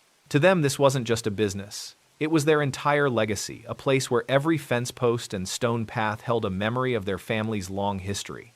The village of Sorum was the kind of place where people lived for generations, and the Orderuds were considered the very pillars of that community. Their routine was as steady as the rising sun. Every morning, 81-year-old Christian would be out in the barn before most people had even poured their first cup of coffee, and 84-year-old Marie would be in the kitchen, the smell of fresh bread drifting through the open windows. It was an idyllic, peaceful existence that felt entirely insulated from the chaos of the modern world. Their daughter Anne Orderud Paust was a high-flying official in the Norwegian government, but she still made it a point to return to the farm as often as she could. For her, the farm was a sanctuary, a place where the pressures of her job in Oslo simply melted away. On this particular weekend, she had traveled back to stay with her elderly parents, looking forward to a few days of quiet conversation and the simple comfort of being home. The three of them had finished a modest dinner and retired to their rooms early, just as they always did. However, beneath the surface of this picture-perfect rural life, a dark and bitter current was beginning to pull at the family's foundation. For several years, Christian had been locked in a grueling legal battle with his own son, Per Orderud, over the ownership of the farm. Per had been working the land for years and felt he was the rightful heir, while Christian was hesitant to hand over the deed entirely. What should have been a private family matter had spiraled into a toxic cloud of resentment lawyers and long periods of stony cold silence. Despite the tension, the neighbors never suspected that the dispute would ever lead to anything more than heated words. In Sorum, you solved your problems over a fence or in a courtroom. You didn't solve them with violence. And so, on that Friday night, as the lights in the farmhouse winked out one by one, the village remained still.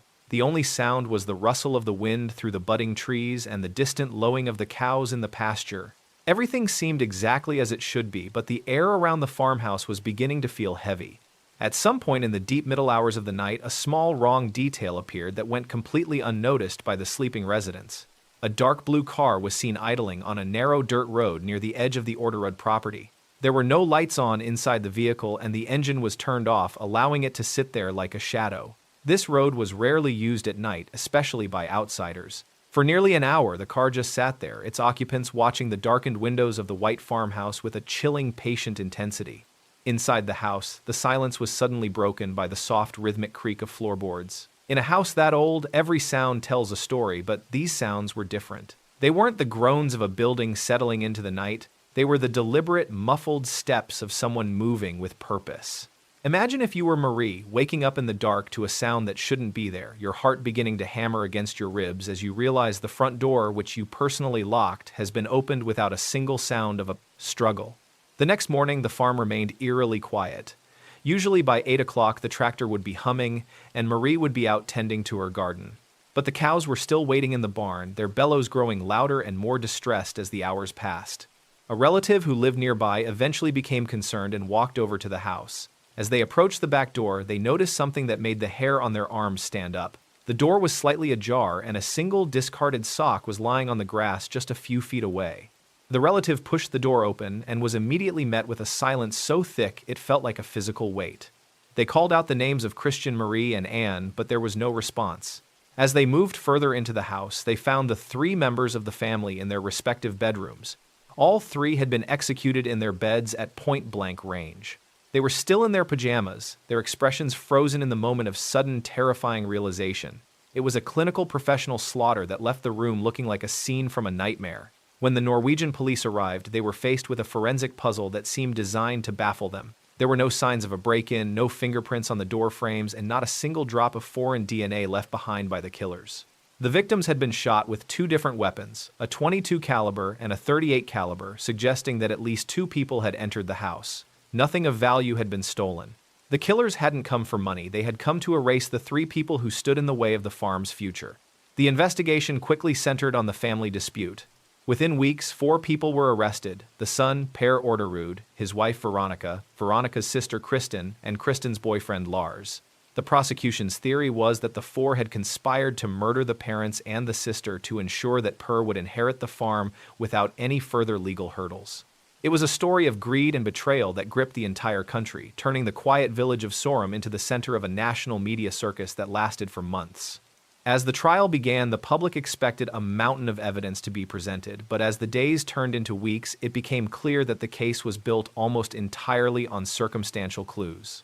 There were reports of a mock execution plot discussed by the suspects months earlier, and a letter had been sent to the police warning that something terrible was going to happen at the farm.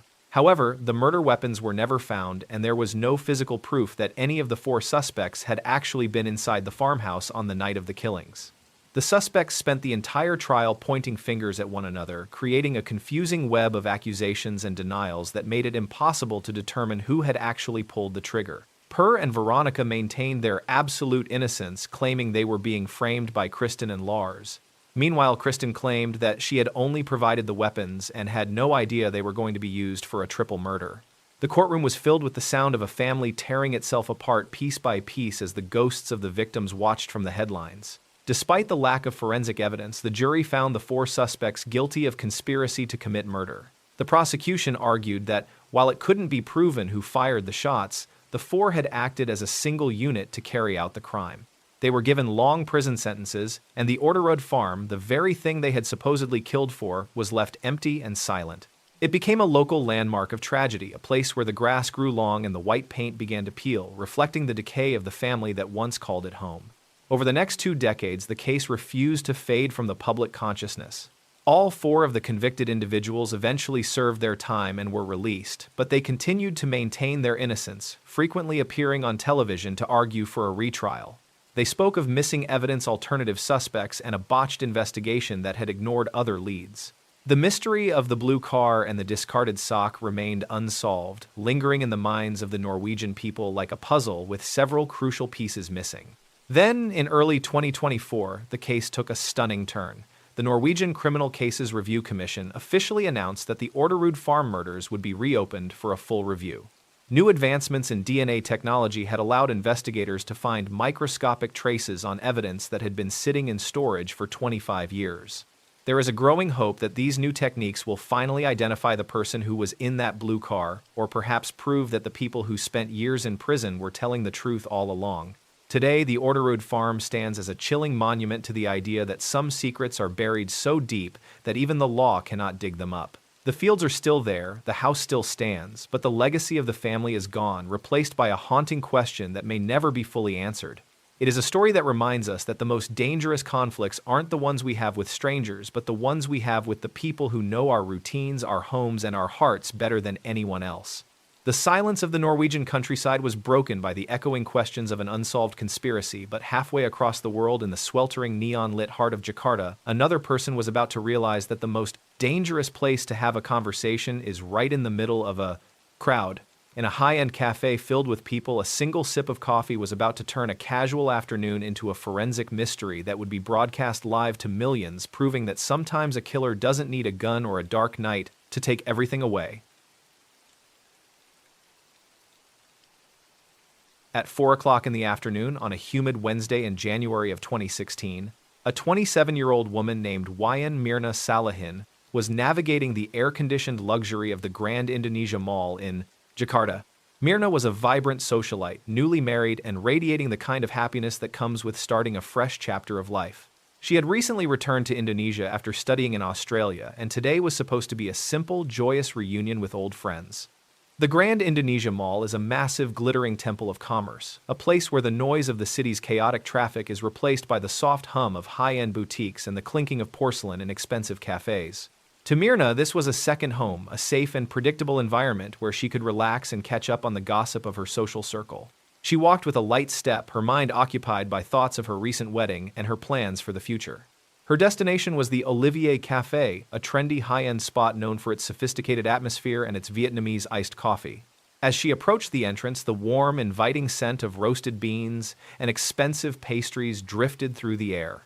The cafe was bustling with Jakarta's elite, every table filled with people engaged in animated conversation. It was the perfect place for a private reunion, a stage set for laughter and the rekindling of long-distance friendships.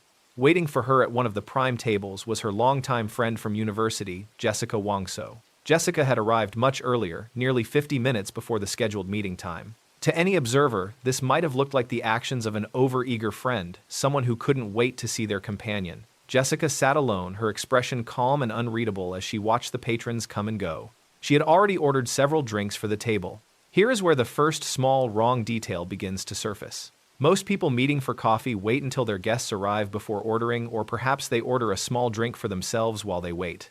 But Jessica had ordered a Vietnamese iced coffee for Mirna nearly 20 minutes before Mirna even stepped foot in the mall. When the waiter brought the drink, Jessica spent several minutes meticulously arranging 3 large, colorful shopping bags on the table. To a casual passerby, it looked like Jessica was just organizing her purchases from the day. But looking back at the grainy security footage later, the placement of the bags was almost too perfect. They formed a high, solid wall between the coffee cup and the main security camera of the cafe. For several minutes, Jessica's hands moved behind that wall of paper and cardboard, her movements obscured from everyone in the room and the electronic eyes watching from above. When Myrna finally arrived, accompanied by another friend named Hani, the atmosphere at the table was initially light and friendly. They hugged, exchanged compliments, and sat down to catch up. Myrna looked at the tall glass of iced coffee that was already waiting for her. She was a regular at this cafe and loved this specific drink, but she hadn't asked for it to be ordered in advance. Still, she didn't want to be rude, so she reached for the straw to take her first sip. As she pulled the drink toward her, Hani noticed something slightly off. The coffee looked a bit strange, a dark, muddy yellow color that didn't quite match the usual creamy tan of a well-made Vietnamese brew. Myrna didn't seem to notice the color, but as she brought the straw to her lips, she mentioned that the smell was incredibly strong, almost like a chemical. She waved her hand over the glass to dissipate the odor, then with a playful smile, she took a long, deep sip. The moment the liquid hit her tongue, Myrna's entire demeanor changed. Her smile didn't just fade, it vanished as if it had been wiped away by a physical force. She winced, her face contorting in an expression of pure disgust. She leaned over to Hani and whispered that the coffee tasted awful and completely wrong.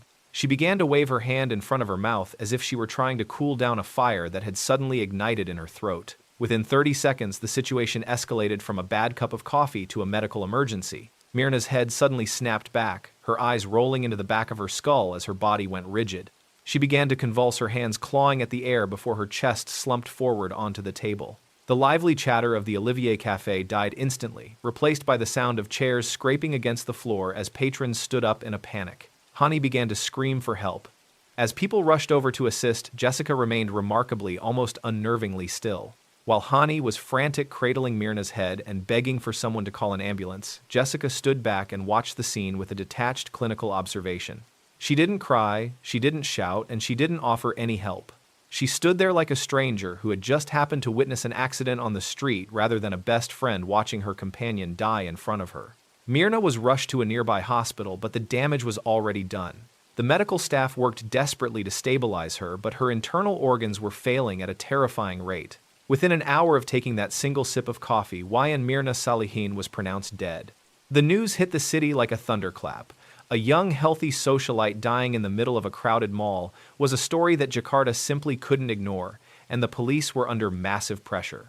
When the toxicology report came back a few days later, the cause of death was confirmed to be a lethal dose of cyanide. The concentration of the poison in her stomach was so high that it had literally begun to corrode the lining of her digestive tract.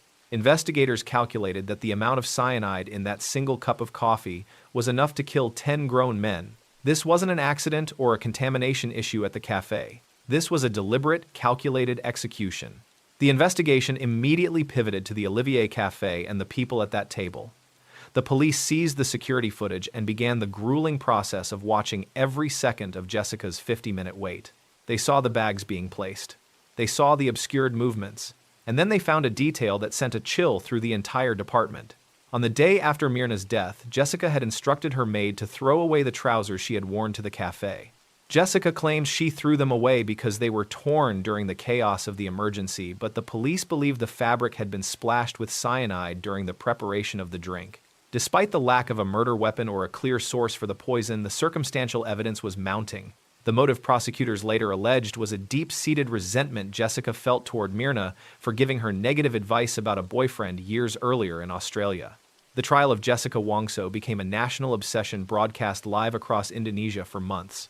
It was a spectacle of forensic experts from around the world arguing over the speed of cyanide absorption and the reliability of the CCTV footage. Jessica sat in the dock every day wearing a slight enigmatic smile that the public found haunting. She never broke down, never showed remorse, and maintained her absolute innocence, even as the evidence seemed to close in around her. In late 2016, Jessica was found guilty of premeditated murder and sentenced to 20 years in prison. To many, it was a just ending to a cold-blooded crime, but for others, the lack of direct physical evidence and the confusing forensic reports left a lingering shadow of doubt. The case remains one of the most debated mysteries in the country's history, a story of how a casual afternoon coffee turned into a high-stakes drama that exposed the darkest corners of a friendship. Myrna Salihin's empty chair at the Olivier Café became a symbol of a life cut short by an invisible, silent killer hidden in plain sight. The images of her final moments continue to circulate, a reminder that the world can change in the space of a single sip. And as the people of Jakarta returned to their malls and their cafes, a sense of vigilance remained, a realization that the person sitting across from you might be hiding a secret that is far more bitter than the strongest coffee. The trial of the century eventually ended and the cameras were turned off, but the questions about what really happened behind those shopping bags still echo through the hallways of the Grand Indonesia Mall. It is a story that proves that sometimes the most sophisticated environments are just a thin veil over a very primitive and deadly darkness. While the city of Jakarta continues to move forward, the ghost of that Wednesday afternoon remains a chilling reminder of a reunion that turned into a farewell. One sip of coffee ended a life in a crowded mall, but halfway across the world in the vast wild plains of Kenya, another woman was about to learn that the most dangerous predators aren't always the ones with claws.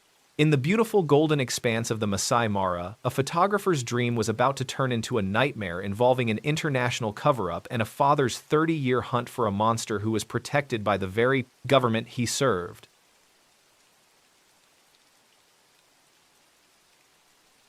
At 10 o'clock on a bright, hazy morning in September of 1988, a 28-year-old British woman named Julie Ward was driving her brown and white Suzuki Jeep across the rolling golden grasslands of the Masai Mara National Reserve in Kenya. To most people, being alone in the middle of a vast African wilderness would be terrifying, but for Julie, this was exactly where she felt most alive and at peace with herself. She was an accomplished wildlife photographer, and she had spent the last several months traveling across the continent, capturing the raw and untamed beauty of the animal kingdom. Julie was a courageous, fiercely independent woman who preferred the company of her camera and the silent horizon to the crowded streets of London. In the Mara, the only law was the rhythm of the sun and the migration of the herds, and she respected it deeply. On this particular morning, she was heading toward the Sand River Camp, a remote spot near the border of Tanzania. She had plenty of supplies, a reliable vehicle, and a spirit that wasn't easily shaken by the isolation. As she drove, the tall grass rippled like a golden ocean against the sides of her Jeep, and the distant silhouettes of acacia trees stood like lonely sentinels under a massive cloudless sky that seemed to stretch on forever. Everything about her trip had been going perfectly. She had captured stunning images of lions resting in the shade of acacia trees and the chaotic energy of the great wildebeest migration, and she was planning to head back to Nairobi in just a few days to begin the long journey home to England. However, as she navigated a particularly uneven stretch of volcanic rock and dirt track, she felt a sudden heavy jolt beneath the floorboards. A loud metallic snapping sound echoed. Julie managed to bring the Jeep to a halt, the engine coughing once before dying into a heavy, absolute silence. When she climbed out to inspect the damage, her heart sank into her stomach. The rough terrain had finally taken its toll on the aging Suzuki, and a crucial part of the suspension had snapped. She was miles away from the nearest outpost, stranded in a landscape where the beauty of the predators she loved could turn deadly as soon as the sun went down.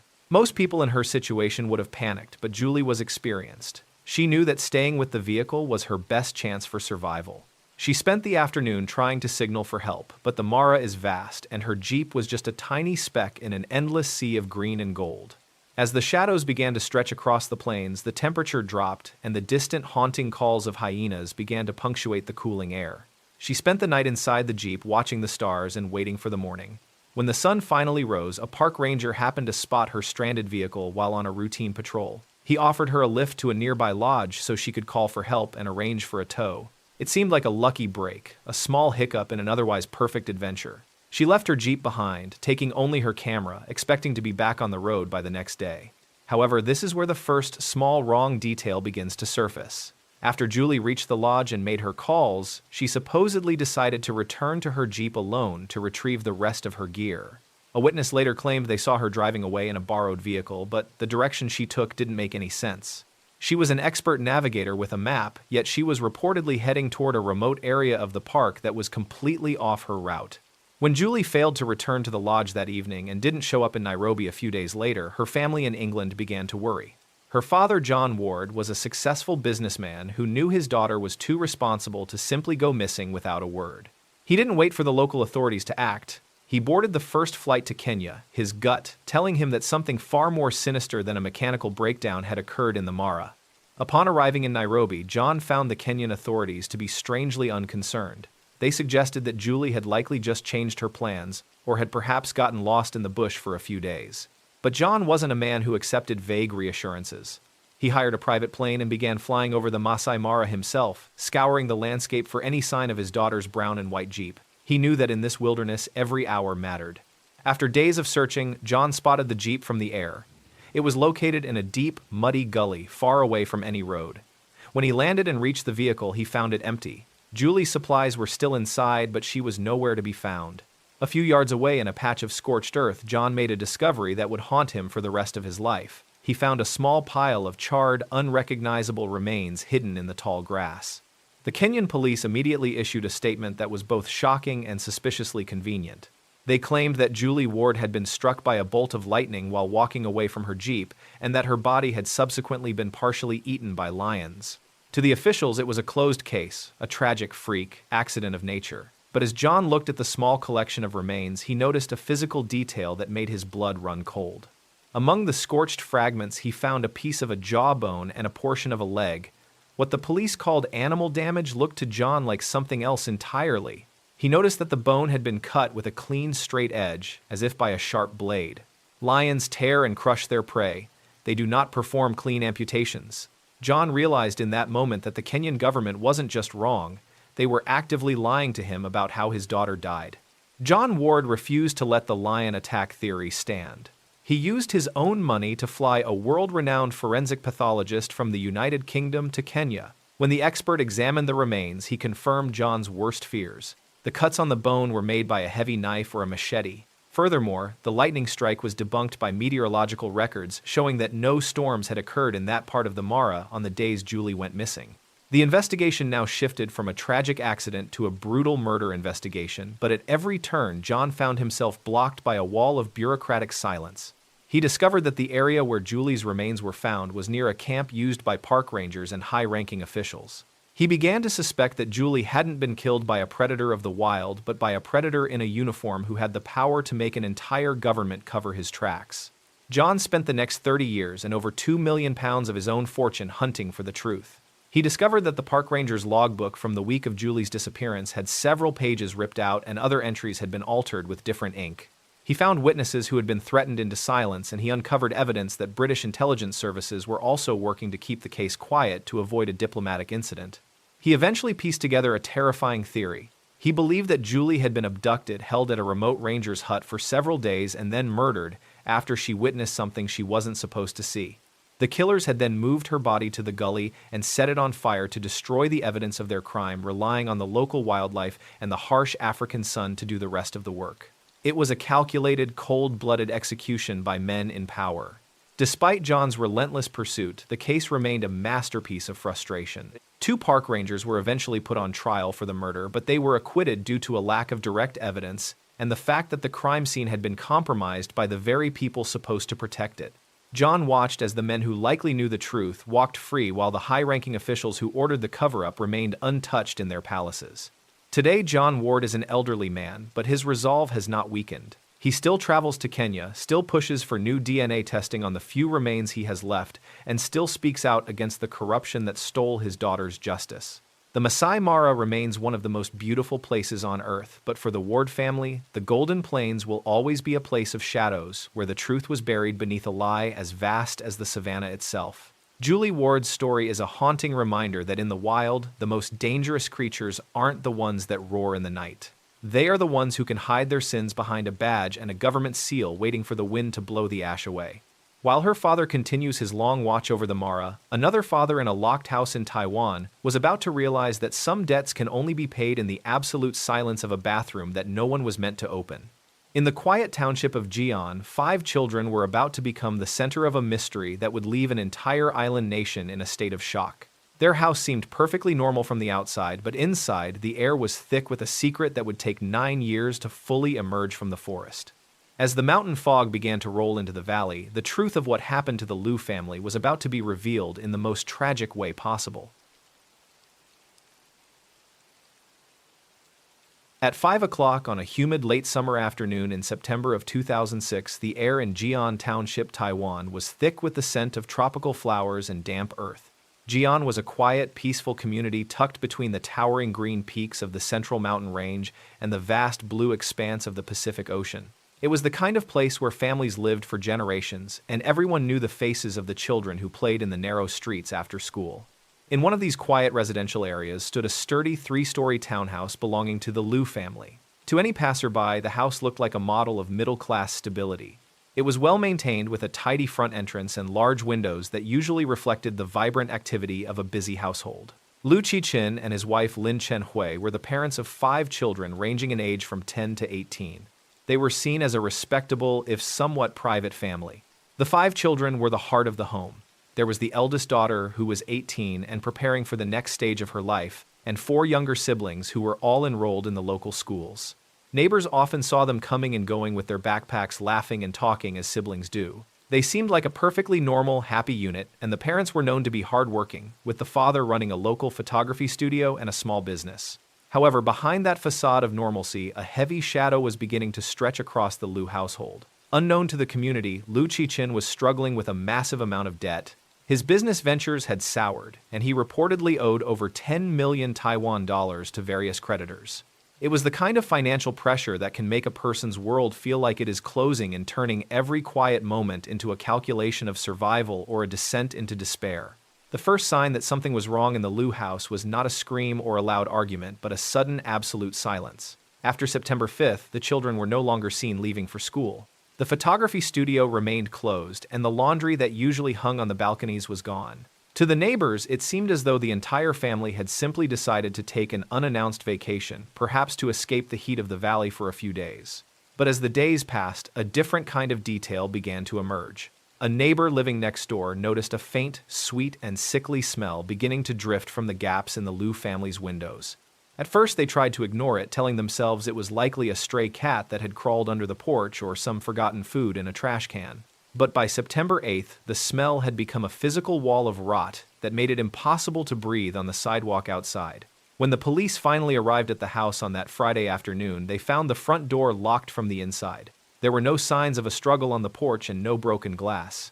They had to force their way in through a side window, and the moment they stepped into the living room, they were met with a silence that felt heavy and intentional. The house was spotless.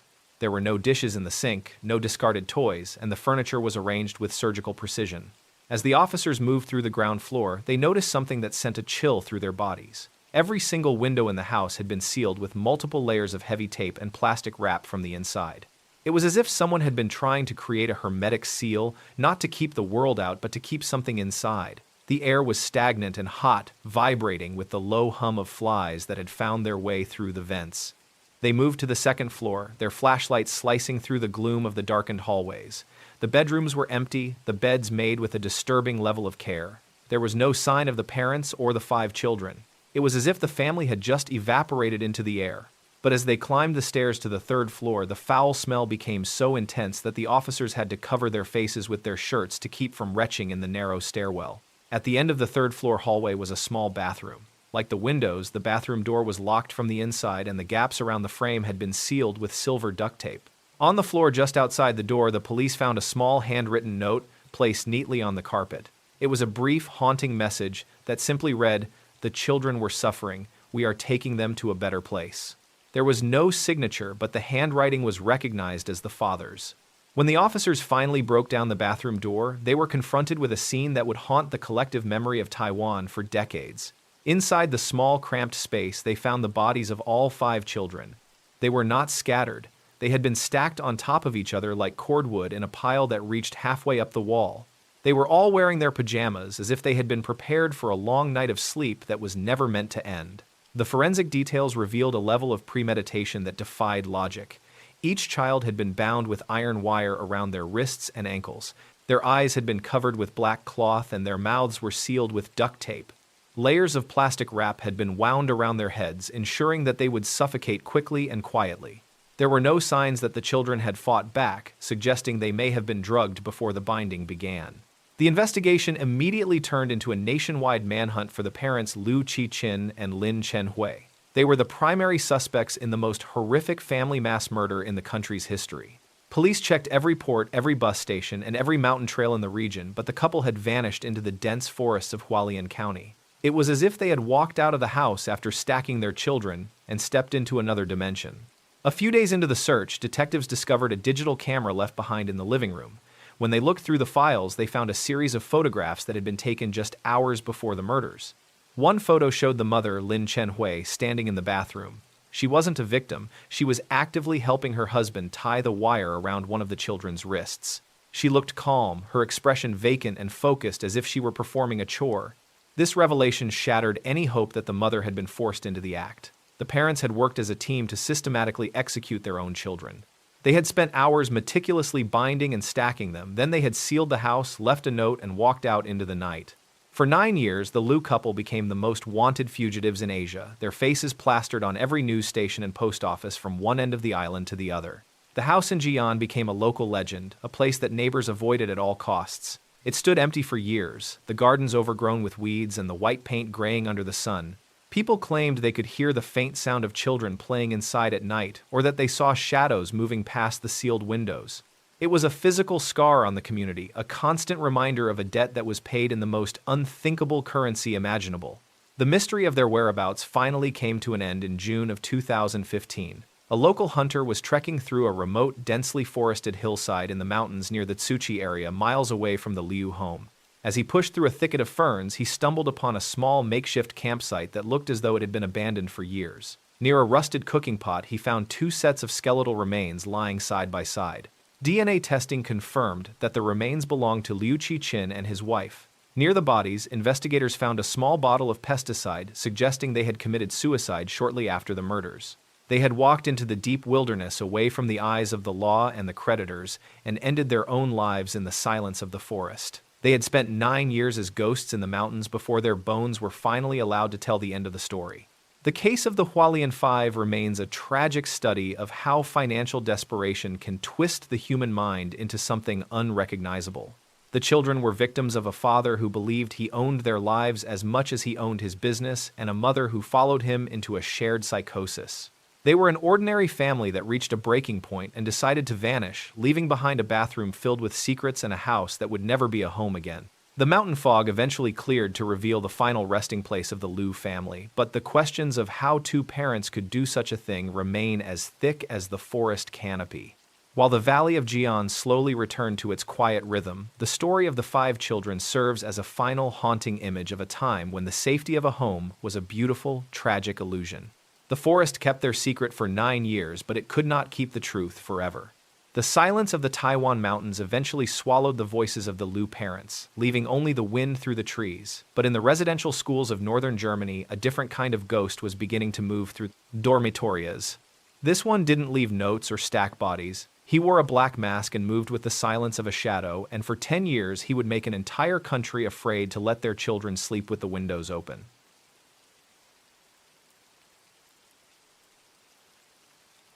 At 2 o'clock on a warm summer night in 1992, an 8-year-old boy named Stefan was fast asleep in a dormitory at a youth hostel in northern Germany. The room was filled with the rhythmic, heavy breathing of his school friends, all exhausted from a long day of hiking and playing under the canopy of the dense forest nearby. For Stefan, this camp was a place of total freedom, a rare chance to be away from his parents and share secrets with his peers. The youth hostel was an old, sturdy stone building that had stood for decades, and to the children staying there, it felt like a fortress. The counselors slept in a room just down the hallway, and the heavy oak doors were always locked tight before lights out. Stefan felt completely safe tucked into his narrow bunk bed with his favorite flashlight under his pillow. The only sound was the distant rustling of leaves against the window pane and the occasional settling of the old house. But as the moon climbed higher in the sky, a very small and subtle wrong detail began to emerge. Stefan was a light sleeper, and he was suddenly pulled from his dreams by a sound that did not belong to the night. It was not the wind, and it was not the breathing of his friends. It was the soft, metallic click of a window latch being turned. He opened his eyes just a crack, staying perfectly still as his heart began to pick up speed. He told himself it was just a teacher checking in. The air in the dormitory suddenly felt different, as if a cold draft had been let in from the outside. Stefan watched as a shadow detached itself from the heavy curtains by the far window. The figure was tall and dressed entirely in dark clothing, moving with a fluid and practiced silence that seemed impossible for a human being. The intruder did not turn on a light or use a flashlight. He moved through the room by memory, navigating around the scattered shoes and backpacks on the floor. Imagine if you were that little boy lying paralyzed in your bunk watching a stranger move through your safe space. Stefan's throat felt dry, and he was too terrified to even draw a full breath. The figure stopped at the foot of one of the beds, standing perfectly still for what felt like an hour. In the pale moonlight, Stefan could see that the man was wearing a thick, black balaclava mask. Only his eyes were visible, two dark voids that seemed to be scanning the room for a target. The man leaned over the bed of a 9-year-old boy who was Stefan's best friend, reaching out with hands that were encased in dark gloves. With a sudden and terrifying efficiency, the intruder scooped the sleeping child up, pressing a hand over his mouth before he could even let out a whimper. Before Stefan could process what was happening, the man stepped back toward the window and vanished into the darkness of the forest. The room returned to its silence, but the air was thick. When the alarm was finally raised the next morning, the police found absolutely nothing. There were no fingerprints on the window frame, no footprints in the dirt outside, and not a single shred of fabric left behind. The intruder was a ghost, a shadow that could walk through walls and disappear before the world woke up. For the next several years, this story became a campfire legend across Germany, a terrifying tale used to make sure children stayed in their beds and kept windows shut. But the masked man was not a legend. He was very real, and he was just getting started. Over the next decade, the same figure struck again and again at various summer camps and residential schools across northern Germany. Each time the pattern was the same. He would slip into a crowded dormitory in the middle of the night, abduct a young boy, and vanish. He seemed to know the layouts of these buildings perfectly, as if he had studied the blueprints or spent years walking the halls. The police were baffled. They conducted thousands of interviews and checked the backgrounds of every teacher and counselor in the region, but they could not find a single lead. The intruder never left DNA, and he never made a mistake.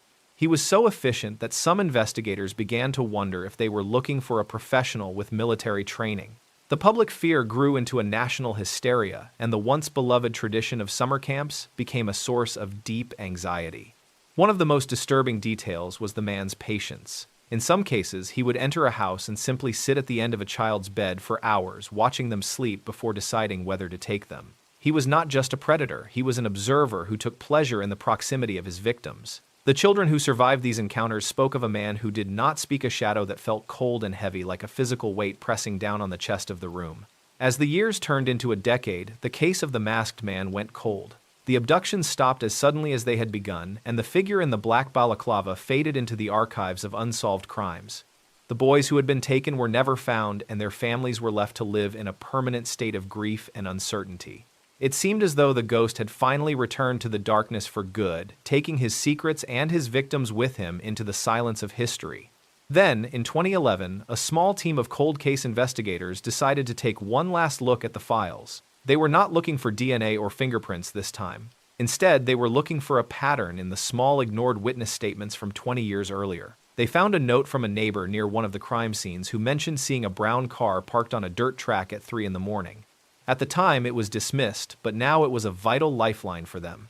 The investigators tracked the registration of every brown car in northern Germany from that era. They filtered the list by men who lived alone and had jobs that allowed them access to children. One name stood out like a beacon: Martin Nee. He was not a soldier or a professional criminal.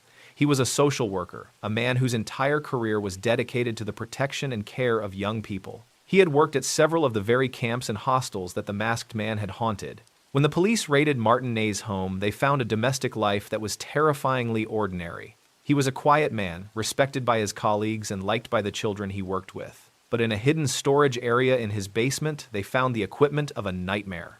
There were black masks, rolls of specific duct tape, and a collection of detailed diaries. In these journals, Martin Ney had recorded every nighttime walk he had taken over the course of 10 long years. The diaries revealed the truth of the ghost. Ney did not have magical powers. He simply had a job that gave him the keys to the kingdom. He would volunteer for extra shifts at the camps so he could study the floor plans and learn which doors creaked. He would spend his weekends scouting locations and practicing his silent movement through the woods. The man the police had been hunting for a decade was the same man who had often stood beside them, helping them search for the victims. During his interrogation, Martin Ney remained chillingly calm. He spoke about his crimes with the clinical detachment of a scientist discussing a laboratory experiment. He admitted to the abductions and the murders, explaining that he felt a compulsion to possess the children he worked with. He had spent years hiding in plain sight, using his position as a protector to shield himself from suspicion. He was a master of the double life, a predator who wore the mask of a saint. In 2012, Martin Ney was sentenced to life in prison. The families of the victims finally had an answer, but it was a bitter one. Their children had been taken by the very person they were told to trust. The boogeyman was not a monster from a fairy tale. He was the social worker who had helped them with their homework. The case remains a haunting reminder that the most dangerous people in our lives are often the ones we invite in, believing they are there to keep the darkness away. The investigation into Martin Ney did not stop at the German border. Detectives discovered that he had traveled extensively across Europe, often staying at youth hostels in France and the Netherlands. In 2021, new evidence linked him to the disappearance of a child in France, showing that his hunting ground was much larger than anyone had realized. He had used his credentials as a social worker to bypass security and move through different countries without raising a single alarm. The cold, calculated nature of his crimes changed the way summer camps operate in Europe forever. New laws were passed requiring intensive background checks for all youth workers and hostels, began installing high-tech security systems to replace the simple oak doors of the past. But for the survivors, the damage was already done. They grew up with the knowledge that the person watching over them while they slept was the same person who was waiting for the perfect moment to strike. Today, the summer camps of northern Germany are quiet again, and the windows are once again left open to catch the evening breeze. But for those who remember the decade of the masked man, the silence of the forest still carries a weight. Martin Ney is behind bars, but the image of the shadow in the black balaclava remains a chilling reminder that sometimes the person standing at the foot of your bed isn't a ghost, but a man who knows exactly which floorboards do not make a sound. The masked man was a predator who used a uniform to hide his true face, but for the Lauder family in South Africa, the monster was even closer to home. It was not a social worker from the city, but a voice from the heavens that spoke through the mail. In a quiet religious household in Durban, the sound of a letter sliding through the front door was about to turn a family's faith into a weapon of total destruction, proving that the most terrifying letters are not the ones that come with a threat. The journey through these shadows continues, moving from the cold dormitories of Europe to the sun-drenched suburbs of Africa, where a different kind of manipulation was waiting to strike. Each story reveals a new way that the ordinary can become monstrous, and each secret is a piece of a puzzle that we are slowly putting together by the light of this fire. Stay close, keep your eyes on the darkness, and listen as the next letter is opened, revealing a truth that no one was prepared to hear. The flickering flames of our campfire are casting long shadows now, and the air is growing even thinner as we prepare to cross another ocean. There is a sense that the world is a much smaller place than we thought, and the darkness is a much more familiar neighbor than we ever wanted to admit. Take a moment to steady your breathing and make sure your surroundings are secure, because the story of the Lauder family is one that will challenge everything you think you know about trust and faith. In the suburbs of Durban, the sun is setting over the Indian Ocean and the houses are beginning to glow with the soft light of dinner time. It looks like a paradise, a place of safety and tradition, but inside one of those houses, the letters are waiting. They are sitting on the hallway table looking entirely harmless, but they carry a message that will leave a trail of blood across the floor. The voice of God is about to speak, and when he does, the consequences will be absolutely devastating. At 7 o'clock on a cool and breezy evening in July of 2008, a 63-year-old man named Johannes Lauder was sitting in his favorite armchair in the living room of his beautiful home in Westville, quiet and affluent suburb of Durban, South Africa. The house was a sprawling, comfortable sanctuary surrounded by lush subtropical gardens and high security walls, which was standard for the area. Johannes was a successful businessman, a man who had worked hard his entire life to provide a peaceful and stable environment for his family. His wife Alice, who was 53, was nearby, likely preparing a light snack or organizing things for the next day. They were a deeply religious couple, known in their community for their unwavering faith and their commitment to their local church. For the Lauders, life was governed by a strict set of moral values and a sense of traditional order. Their home was a place of prayer, quiet reflection, and the kind of predictable routine that makes a person feel completely insulated from the dangers of the outside world. Their two children, 26-year-old Nicolette and 20-year-old Hardis, were also in the house that evening. They had been raised in a sheltered environment, attending private schools, and participating in church activities from a very young age. To any outsider looking in, the Lauders were the perfect example of a successful, God-fearing family. There was no reason for Johannes to feel anything other than complete contentment as he watched the shadows of the palm trees stretch across his perfectly manicured lawn. However, beneath this veneer of suburban peace, a small and very strange detail had begun to emerge several months earlier. It started with the arrival of a new person in their lives, Nicolette's boyfriend, a young man named Matthew Naidu. Matthew was charismatic, intense, and claimed to be deeply spiritual. At first, Johannes and Alice had tried to be welcoming, even if they found his intensity a bit overwhelming. But recently, the atmosphere in the house had shifted from one of warmth to something cold and unrecognizable. The first real crack in their normal life appeared in the form of a simple piece of paper. One afternoon, Johannes had noticed Nicolette and Hardis huddled together in the kitchen, reading a letter with an expression of intense, almost frightened devotion. When he asked what they were looking at, Nicolette quickly tucked the paper away and said it was nothing. But Johannes saw the look in her eyes. It wasn't the look of a daughter sharing a secret. It was the look of a person who had suddenly found a new and terrifying purpose. In the weeks that followed, the behavior of the two children became increasingly erratic. They stopped joining their parents for their usual evening prayers and began spending hours locked in Nicolette's bedroom with Matthew Naidoo. The house, once filled with the sounds of soft music and conversation, was now heavy with a thick, suffocating silence. Johannes noticed that his children no longer looked him in the eye. They moved through the hallways like ghosts, their faces pale and their movements jerky and uncertain. What Johannes and Alice didn't know was that a psychological wall was being built right in the middle of their home. Matthew Naidoo had convinced the siblings that he was not just a boyfriend, but a divine messenger. He told them he was the third son of God, and that he was receiving direct instructions from the heavens. He began writing what he called holy letters, which he claimed were dictated by the Creator himself. These letters were not about love or peace. They were about judgment, sin, and the need for a cleansing. At first, the siblings were skeptical, but Matthew was a master of manipulation. He used their deep-seated religious upbringing against them, twisting scripture to fit his own dark narrative. He isolated them from their parents, telling them that Johannes and Alice were actually vessels of darkness who were preventing them from reaching their full spiritual potential. He created a world where the only way to save their own souls was to follow his commands, no matter how disturbing those commands might eventually become. Imagine being Johannes or Alice in those final days, sitting across the dinner table from your own children and feeling as though they were strangers from a different world. You would see them whispering to each other, their eyes darting toward the hallway where Matthew was waiting. You would try to reach out to ask what was wrong, only to be met with a cold and vacant stare. You would tell yourself it was just a phase, a rebellious streak brought on by a strange new friend, and that things would eventually return to normal. But as the sun set on that July evening in 2008, the normalcy was about to be permanently destroyed. The holy letters had become more specific and more violent. Matthew had informed the siblings that God was demanding a sacrifice. He told them that their parents had to be removed so that the family's wealth could be used for divine work. He spent hours coaching them, describing exactly how the act should be carried out, convincing them that the blood on their hands would be seen by God as a mark of true devotion. Johannes was still in his chair when the first sign of physical danger appeared. It wasn't a loud noise or a sudden intrusion. It was just the sound of the door to Nicolette's room opening and the soft, deliberate footsteps of his children approaching. He looked up, perhaps expecting a greeting or a question about the evening news.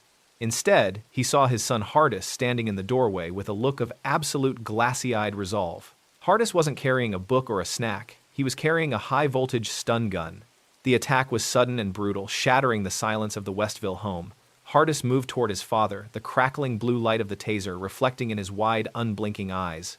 Johannes, confused and terrified, tried to stand his heart hammering against his ribs as he realized his own son was lunging at him. He let out a choked cry of disbelief, a sound that was quickly swallowed by the hum of the electricity. He slumped back into the chair, his muscles locked in an agonizing, involuntary contraction. In another part of the house, Alice was facing a similar nightmare. Nicolette had approached her with a kitchen knife, her face a mask of religious fervor.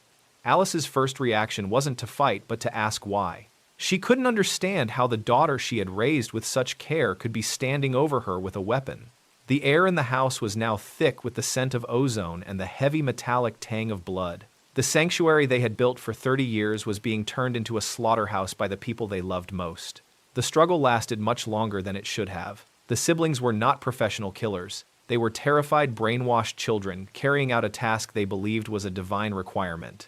They used tasers, knives, and even tried to inject their parents with air bubbles to cause a heart attack, following the bizarre instructions Matthew had written in the letters. Throughout the entire ordeal, Matthew Naidoo stayed in a different room, listening to the screams and the sounds of the struggle, never once picking up a weapon himself. By the time the sun rose over Durban the next morning, Johannes and Alice Lauder were dead. The siblings, covered in the blood of their parents, began the frantic process of trying to clean the scene. They moved with a robotic, detached efficiency, still under the spell of the man who told them they had done God's work. They washed the floors, hid the weapons in the lush garden, and prepared a story for the police. They believed that because they had followed the holy letters, they would be protected by a divine force. However, the reality of the physical world quickly caught up with them. When the police arrived a few days later, they didn't see a divine sacrifice. They saw a botched and amateurish attempt to cover up a double murder. They found the bloodstains under the rugs, the discarded weapons in the flower beds, and the inconsistent statements of two young people who looked like they were on the verge of a total psychological collapse. It took less than 24 hours for the siblings to break and tell the police everything. The most chilling piece of evidence found during the investigation was the stack of holy letters. When detectives read them, they were stunned by the level of calculated psychological warfare Matthew Naidu had waged. He had essentially rewritten the children's reality using their faith as a cage. He had turned a peaceful suburban home into a cult of three where he was the supreme authority and the parents were the enemy. The letters were a roadmap to parricide written with a chillingly calm and authoritative tone. During the trial in 2012, the nation of South Africa watched in horror as the details of the brainwashing were revealed. The defense argued that Nicolette and Hardis were victims of a shared psychosis and that they had been so thoroughly manipulated that they no longer possessed the free will to refuse Matthew's commands. They were described as being in a trance-like state, unable to distinguish between the voice of their boyfriend and the voice of God. It was a defense that challenged the very definition of criminal responsibility. In the end, the court recognized the role of the psychological manipulation but held all three responsible for the deaths of Johannes and Alice. Matthew Naidu was sentenced to 2 life terms while Nicolette and Hardis received long prison sentences. The judge described Matthew as a master manipulator who had used the most sacred beliefs of a family to destroy it from the inside out. He hadn't needed to use force to kill the Lotters. He had only needed a pen, some paper, and a deep understanding of human vulnerability. Today, the house in Westville stands silent, its high walls and lush gardens hiding a history that the community is still trying to process. It remains a haunting image of how easily the sanctuary of a family can be turned into a place of terror when the doors are opened to the wrong person. The Lotters believed their faith would protect them, but they never realized that the greatest threat was sitting in their daughter's bedroom, writing letters that would turn their own children into their executioners. The voice of God that echoed through the hallways of Durban was a lie, a dark invention of a man who wanted wealth and power at any cost. While the siblings sit in their prison cells trying to reconcile their actions with the reality of their parents' love, the story of the Lotter family serves as a final chilling reminder that the most dangerous monsters don't always hide in the woods.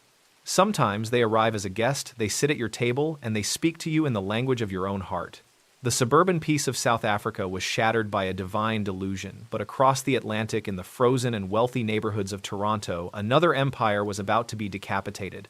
This time, there would be no letters and no tasers, only a silent pool room and a pair of leather belts. The killers of the Sherman billionaires didn't claim to be sent by God, but they moved with a clinical precision that left an entire nation wondering how 2 of its most powerful citizens could be extinguished in the heart of their own mansion. The journey into the darkness continues, moving from the religious fervor of Durban to the cold corporate world of Canadian high society. Each story reveals a new layer of the human experience, showing us that whether it is through faith or through finance, the thin line between safety and disaster can be crossed in a single night. Stay close to the fire, for the shadows are growing long, and the next story involves a billion-dollar mystery that the world's top investigators are still trying to solve in the silence of the snow.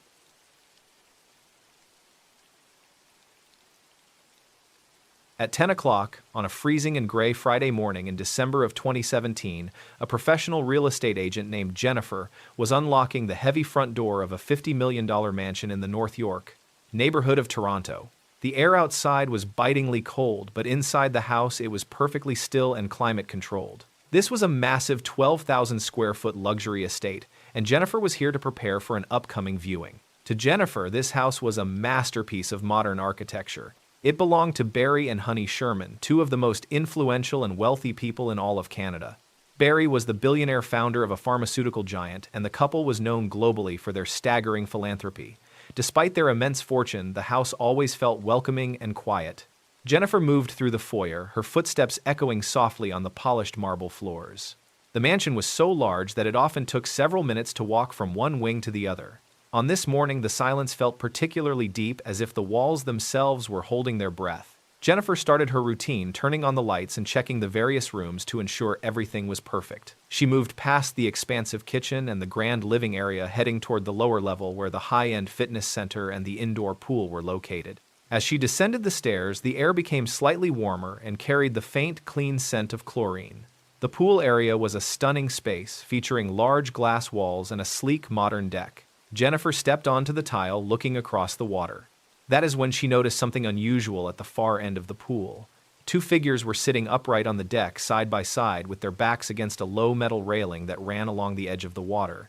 At first glance, Jennifer thought she was looking at a pair of high-end statues or perhaps two people who were deeply immersed in a morning meditation. The lighting in the pool room was soft, and from a distance the couple looked perfectly peaceful. She even hesitated for a second, not wanting to interrupt what she assumed was a private moment between the homeowners. She stood still, waiting for one of them to move, but they remained completely motionless in the dim light. Imagine if you were Jennifer, standing in that cavernous, echoing room. You expect to hear the sound of someone breathing or the rustle of clothing, but there is only the rhythmic hum of the pool filter. The stillness begins to feel heavy.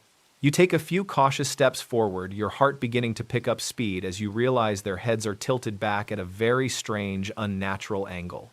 You call out their names softly, but your voice just bounces off the cold glass walls. Jennifer's pace increased as she drew closer, her eyes straining to make sense of the scene. As she reached the edge of the pool deck, the peaceful image vanished, replaced by a visceral and terrifying reality. Sitting there dressed in their everyday clothes were Barry and Honey Sherman. They weren't meditating, they were dead. Each of them had a heavy man's leather belt looped tightly around their neck, with the other end of the belts tied securely to the metal pool railing behind them. The shock was so sudden that Jennifer felt a wave of nausea wash over her. She stumbled back, her breath coming in short, jagged gasps as she scrambled for her phone. She couldn't understand what she was seeing. The couple was positioned so precisely, seated as if they were watching a movie or waiting for a guest to arrive. There was no sign of a struggle, no blood on the tiles, and no chaos in the room. It looked like a macabre, staged performance intended for an audience. When the Toronto police arrived, they initially viewed the scene as a tragic private act. Given the lack of forced entry and the way the bodies were positioned, the lead investigators suggested that this was a murder-suicide. They hypothesized that Barry had killed his wife and then taken his own life in a bizarre ceremonial fashion. It was a tidy explanation that allowed the authorities to suggest there was no ongoing threat to the wealthy, nervous neighborhood of North York. However, the Sherman family refused to accept this theory. They knew Barry and Honey were looking forward to the future with several holiday parties planned and a new grandchild on the way. They hired their own team of independent forensic experts to conduct a second investigation. This team, led by some of the top pathologists in the world, went back into that pool room with a different perspective. They weren't looking for a suicide. They were looking for the marks of a killer. The independent team made their first major discovery during the second autopsy. They found microscopic marks and bruising on the couple's wrists, indicating that both Barry and Honey had been bound with some kind of cord or zip tie at some point during the night. Furthermore, Barry's legs were found crossed in a very specific, relaxed manner. The experts noted that it would be physically impossible for a man to maintain that leg position while simultaneously hanging himself with a belt. This new evidence completely flipped the narrative. The police were forced to admit that they were not looking at a suicide but a targeted professional double homicide. The Sherman mansion was now a crime scene of unprecedented proportions. Investigators realized that the couple had been staged in that sitting position after they were already dead. Someone had taken the time to arrange them by the pool, turning their final moments into a haunting, silent tableau for whoever found them. The mystery of how a killer could enter a highly secured, billionaire-owned mansion without leaving a trace became the focus of the entire city. The Sherman's house was over 12,000 square feet, filled with countless rooms and potential hiding spots. Yet there were no broken windows, no picked locks, and no signs of a struggle. It was as if the killer was a ghost who knew the security codes or had been invited inside by the couple themselves in the middle of the night. As the detectives combed through Barry Sherman's life, they discovered a shadow world of intense corporate conflict. Barry was known as a litigator who never backed down. His company Apotex was involved in hundreds of aggressive lawsuits against some of the largest pharmaceutical giants on the planet. He had enemies in boardrooms across the globe, men who stood to lose billions of dollars because of his business tactics. The motive for a professional hit was everywhere they looked. Then a breakthrough appeared on a neighbor's distant security camera. On the night of the murders, through the thick falling snow of a Toronto winter, a grainy figure was caught walking near the Sherman property. This person became known as the Walking Man. He had a very distinct, deliberate gait with one foot kicking out slightly as he moved. He entered the area around the house just before the estimated time of death and vanished into the darkness a few hours later. The Walking Man remains the most chilling clue in the entire case. Despite thousands of tips and a reward of $10 million offered by the Sherman family, he has never been identified. In the video, he moves with a strange, almost robotic confidence, seemingly unbothered by the freezing wind and the snow. He is a silhouette of a man who knows exactly where he is going and what he is about to do, a person who can walk into a billionaire's home and leave it as a tomb. Today, the mansion at the center of the mystery has been demolished. The pool room, the marble foyer, and the grand staircase are all gone, replaced by an empty, fenced-off lot. But the silence of that morning in 2017 still lingers over the neighborhood.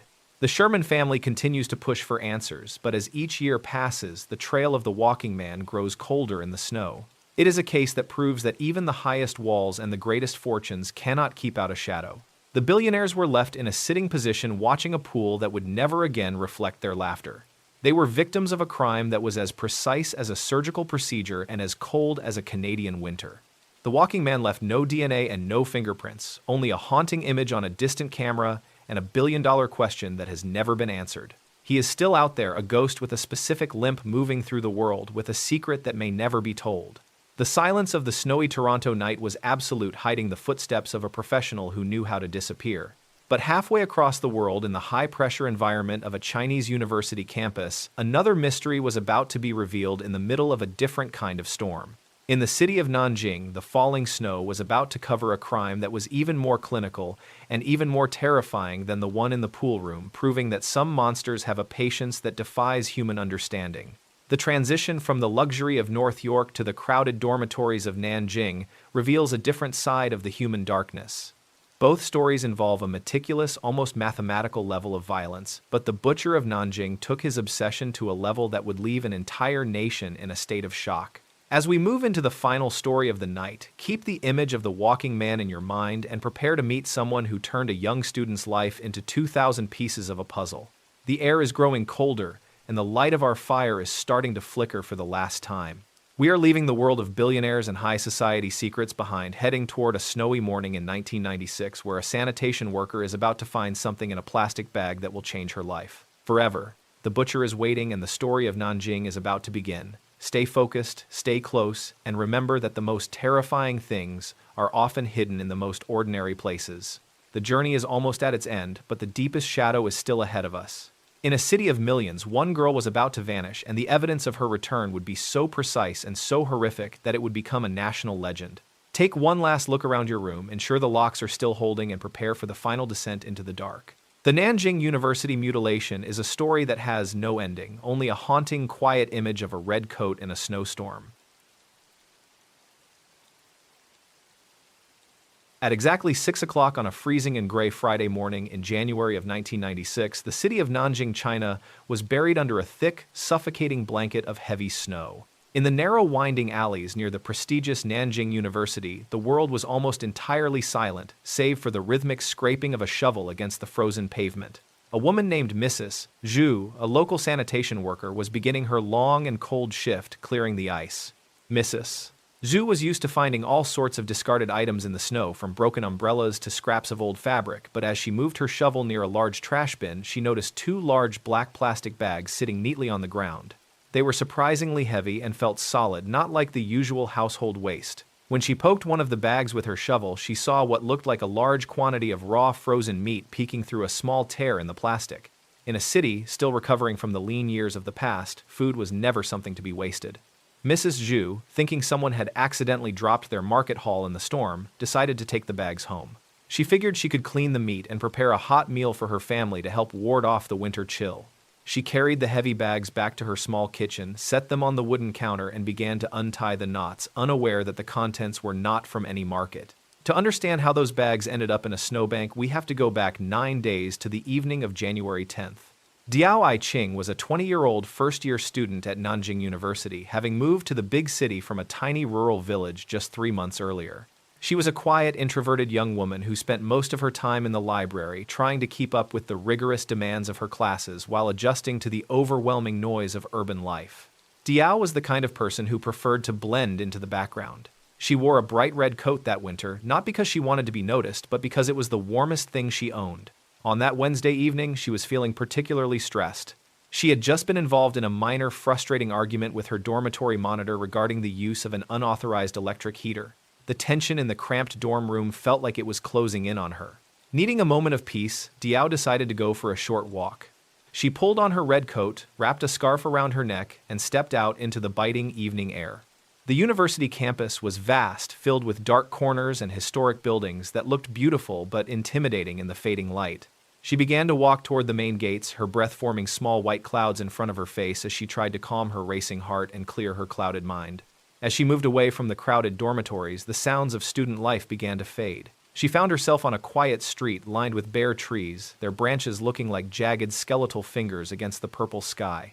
Everything felt normal, just a typical winter evening in a busy city, but Diao began to experience a very small and subtle feeling of unease. It was the sensation of a gaze lingering on the back of her neck, a feeling that she was no longer walking alone. She stopped for a moment, pretending to adjust her scarf, and glanced over her shoulder. The street was almost empty, save for a man standing under a distant, flickering street lamp about 50 yards behind her. He was dressed in a long, dark coat and stood perfectly still, his face obscured by the shadows of the lamp's metal brim. Diao told herself it was just another resident, or perhaps a professor heading home, and she forced herself to continue walking at a steady pace.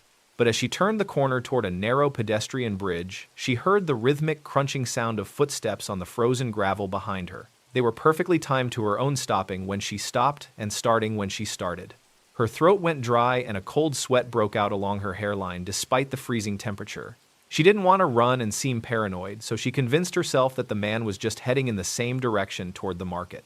Diao decided to take a shortcut through a small, unlit alleyway that led back toward the safety of the main campus lights. She figured she could lose him in the shadows and double back to her dorm. As she entered the alley, the silence was absolute.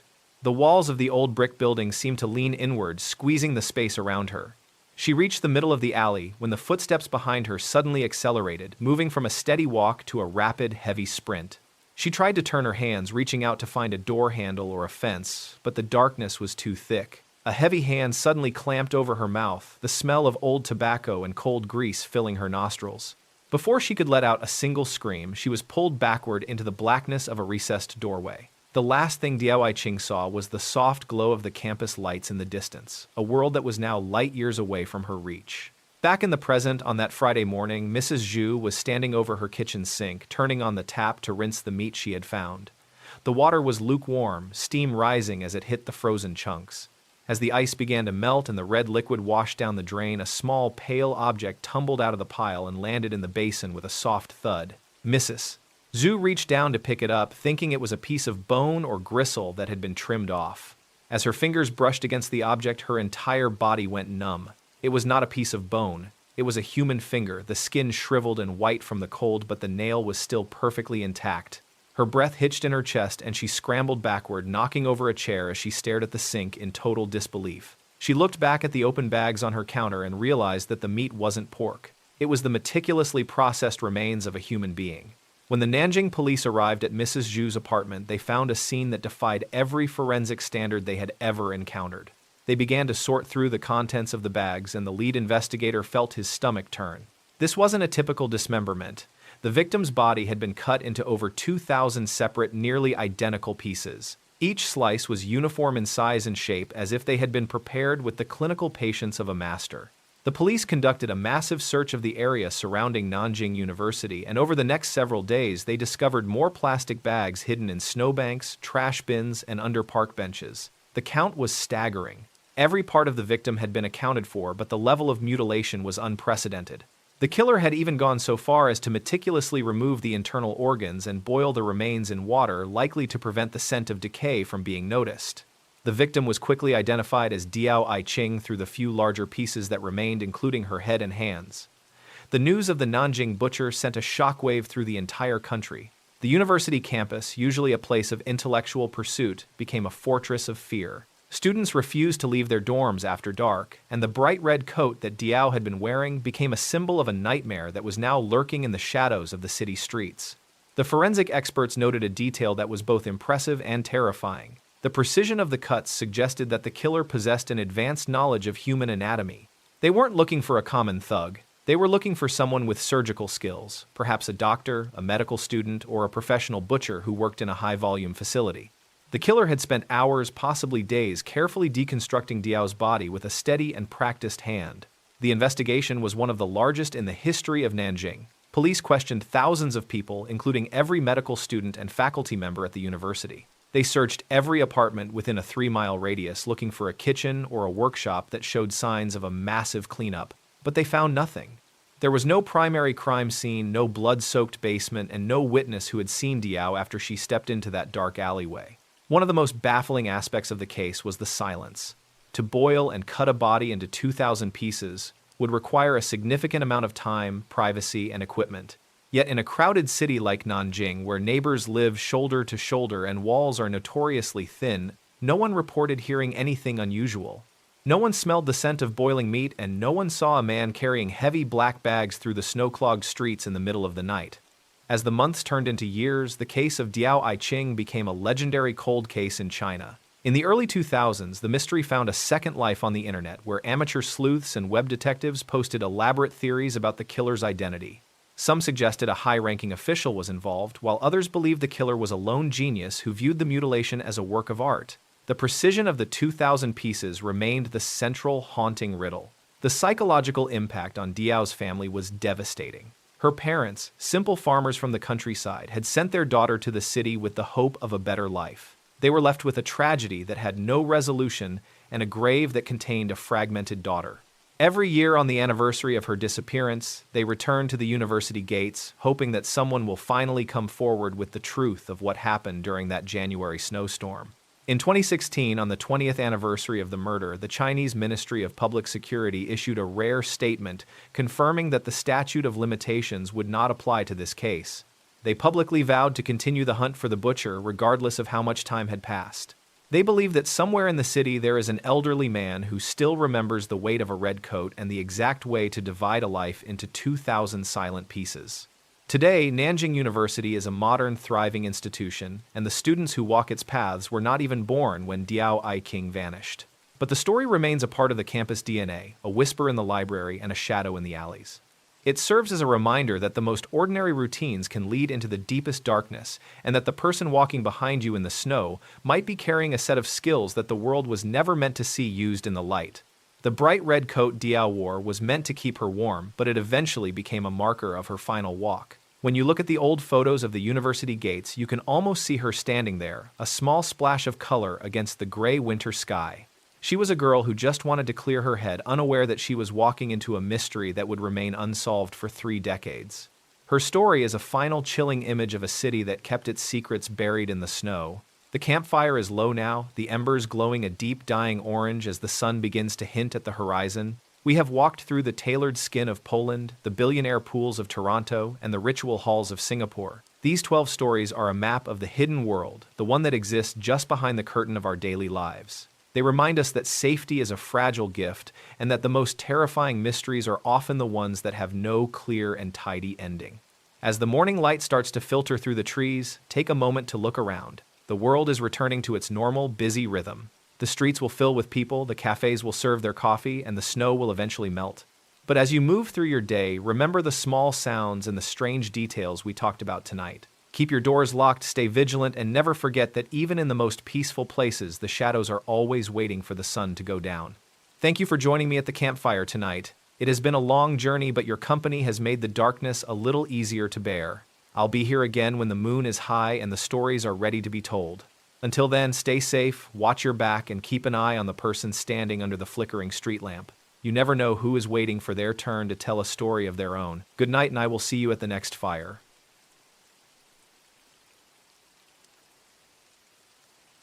The fire has almost burned itself out now, and the gray light of the early morning is starting to creep over the horizon. We have traveled a long way tonight, from the freezing rivers of Poland to the quiet farmlands of Norway and finally to the snowy, crowded streets of Nanjing. Each of these stories carries a weight that does not easily lift once the narration ends. They leave a lingering chill, a quiet realization that the world is much more fragile than we like to admit. When we look back at the story of Diao Aiqing, it is easy to get caught up in the horrific nature of the forensic details. The 2,000 pieces, the clinical precision, and the calculated boiling of the remains are things that stick in the mind like a needle.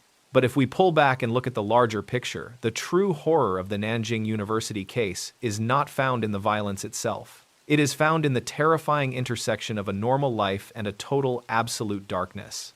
Diao Aiqing was not a person of high status or a woman with powerful enemies. She was a 20-year-old student from a rural village, someone who represented the hopes and dreams of a family that had very little. She was an ordinary girl in a bright red coat walking down an ordinary street on an ordinary evening. Her story is a mirror for all of us. It reminds us that most tragedies do not announce themselves with a scream. They begin with a single quiet choice to go for a walk. For the people of Nanjing and for society as a whole, this case serves as a disturbing reminder of the silence that can exist in a crowded city. We live in an age where we are constantly surrounded by others, yet we can be completely alone. Diao vanished in the middle of a university campus, a place filled with thousands of students and faculty. The killer operated in a densely populated area for days, performing a task that required time and space, yet not a single person heard a sound. This collective silence is perhaps the most difficult thing to process. It forces us to ask how well we truly know our neighbors or the people we pass in the hallway every day. The butcher of Nanjing didn't just kill a girl, he exploited the anonymity of modern urban life. He knew that, in a city of millions, a single student missing for a few days might not raise an alarm until it was already too late. He relied on the fact that most of us are too busy with our own lives to notice the shadows. From a systemic perspective, the Nanjing case exposed the limitations of forensic science in the 1990s. The police worked tirelessly, questioning thousands of people and searching every corner of the city, but they were hunting a ghost. The lack of DNA technology and a centralized database at the time meant that a killer with high-level skills could simply vanish into the population. It is a sobering thought that the system meant to protect us can be defeated by someone with enough patience. The fact that the Chinese government has refused to let the statute of limitations expire on this case is a powerful statement. It shows a commitment to the idea that justice has no expiration date.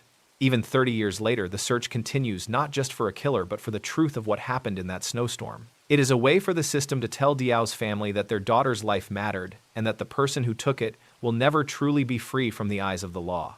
The lessons we take from these 12 stories are not meant to make us paranoid, but to make us vigilant. Vigilance is not about living in fear. It is about paying attention to the small wrong details that our intuition often tries to point out. It is the feeling of that gravel crunching behind you or the door that was left slightly ajar. These are the signals our bodies use to keep us safe, and as we saw tonight, ignoring them can be the difference between a normal night and a tragedy. Compassion is another crucial lesson. Each of the victims we discussed was a real person with a family, a history, and a future that was stolen. Diao Aiqing, Julie Ward, Luis Colmenares, they are not just characters in a true crime story. They are reminders that we have a responsibility to look out for one another. Community responsibility means more than just locking our doors. It means being the person who notices when a neighbor hasn't been seen for a few days, or when a friend seems distressed. There is a very fine line between the life we know and the darkness we have discussed tonight. We like to think that we are safe because we live in good neighborhoods or because we follow a routine. But many of the people in these stories thought the exact same thing. They were having coffee, they were celebrating Halloween, or they were sleeping in their own beds. The transition from safety to danger can happen in the blink of an eye, often without any warning at all. This realization is meant to ground us, to make us appreciate the quiet and the safety of our own homes. As you sit there in the early morning light, listen to the silence around you. It is a beautiful thing. It means that for now, the world is exactly as it should be. But remember that the silence can also be a mask. The Butcher of Nanjing and the Walking Man in Toronto are proof that the most dangerous people in the world are often the ones who know how to be the quietest. The most disturbing part of the Nanjing case is the thought of the killer today. If he is still alive, he is likely an elderly man, perhaps sitting in a park or walking through the same streets where he once left those black bags. He has lived an entire lifetime with the secret of those 2,000 pieces. He has eaten meals, held conversations, and slept in a bed, all while carrying the memory of the red coat in the snow. That level of compartmentalization is the true definition of a monster. He does not look like a monster. He looks like a grandfather, a retired doctor, or a quiet neighbor. This is the ultimate everyday fear, the idea that evil does not always wear a mask. Sometimes evil wears a long coat and stands under a street lamp looking like everyone else. The stories we tell are a way to shine a light on those shadows, to make sure that even if the killers aren't caught, their actions are never forgotten. We hold the memory of the victims so they are never truly lost. As we conclude this episode, think about the people in your own life. Reach out to someone you haven't spoken to in a while. Be a little more aware of the surroundings on your next walk. Justice for Diao Aiqing may still be a long way off, but we can honor her memory by being a little more compassionate and a little more vigilant in our own communities. We are the eyes and ears of the world, and we have a duty to ensure that the silence never becomes a hiding place for the darkness again. The campfire is nothing but a pile of cold ash now, and it is time for us to step back into the world of the living. I hope these stories stay with you not as a source of terror, but as a reminder of the precious nature of our ordinary lives. The sun is coming up, the city is waking up, and the shadows are retreating for another day. Take a deep breath, stretch your legs, and feel the warmth of the morning. You are safe, you are here, and you have survived the night. Thank you for spending this time with me. It is a heavy thing to carry these stories, but we carry them together so the weight is a little lighter. I will be waiting for you the next time the moon is high and the air grows thin. Until then, stay sharp, stay kind, and above all, stay safe. Check your locks one last time before you head out and keep an eye on the person standing on the corner. You never know who is waiting for their story to be told in the dark. The final image of our journey is that of a quiet university campus in the snow, a place of learning that was once a place of unspeakable tragedy. Diao I-Ching is still there in the memory of the red coat and the legacy of a case that refuses to close. Her story is the final whisper in our ears as we leave the campfire behind. She reminds us that the truth is always there waiting to be found, even if it takes 30 years and 1,000 more snowstorms to reach the surface. The road ahead is bright, but the shadows will return. When they do, we will be ready to face them again, one story at a time. The world is a vast and mysterious place, full of things we can explain and things we can only hope to understand. For now, we leave the mysteries in the dark and walk into the light of a new day. Goodbye for now, my friends. I will see you at the next fire where the stories are waiting, and the darkness is always just a heartbeat away.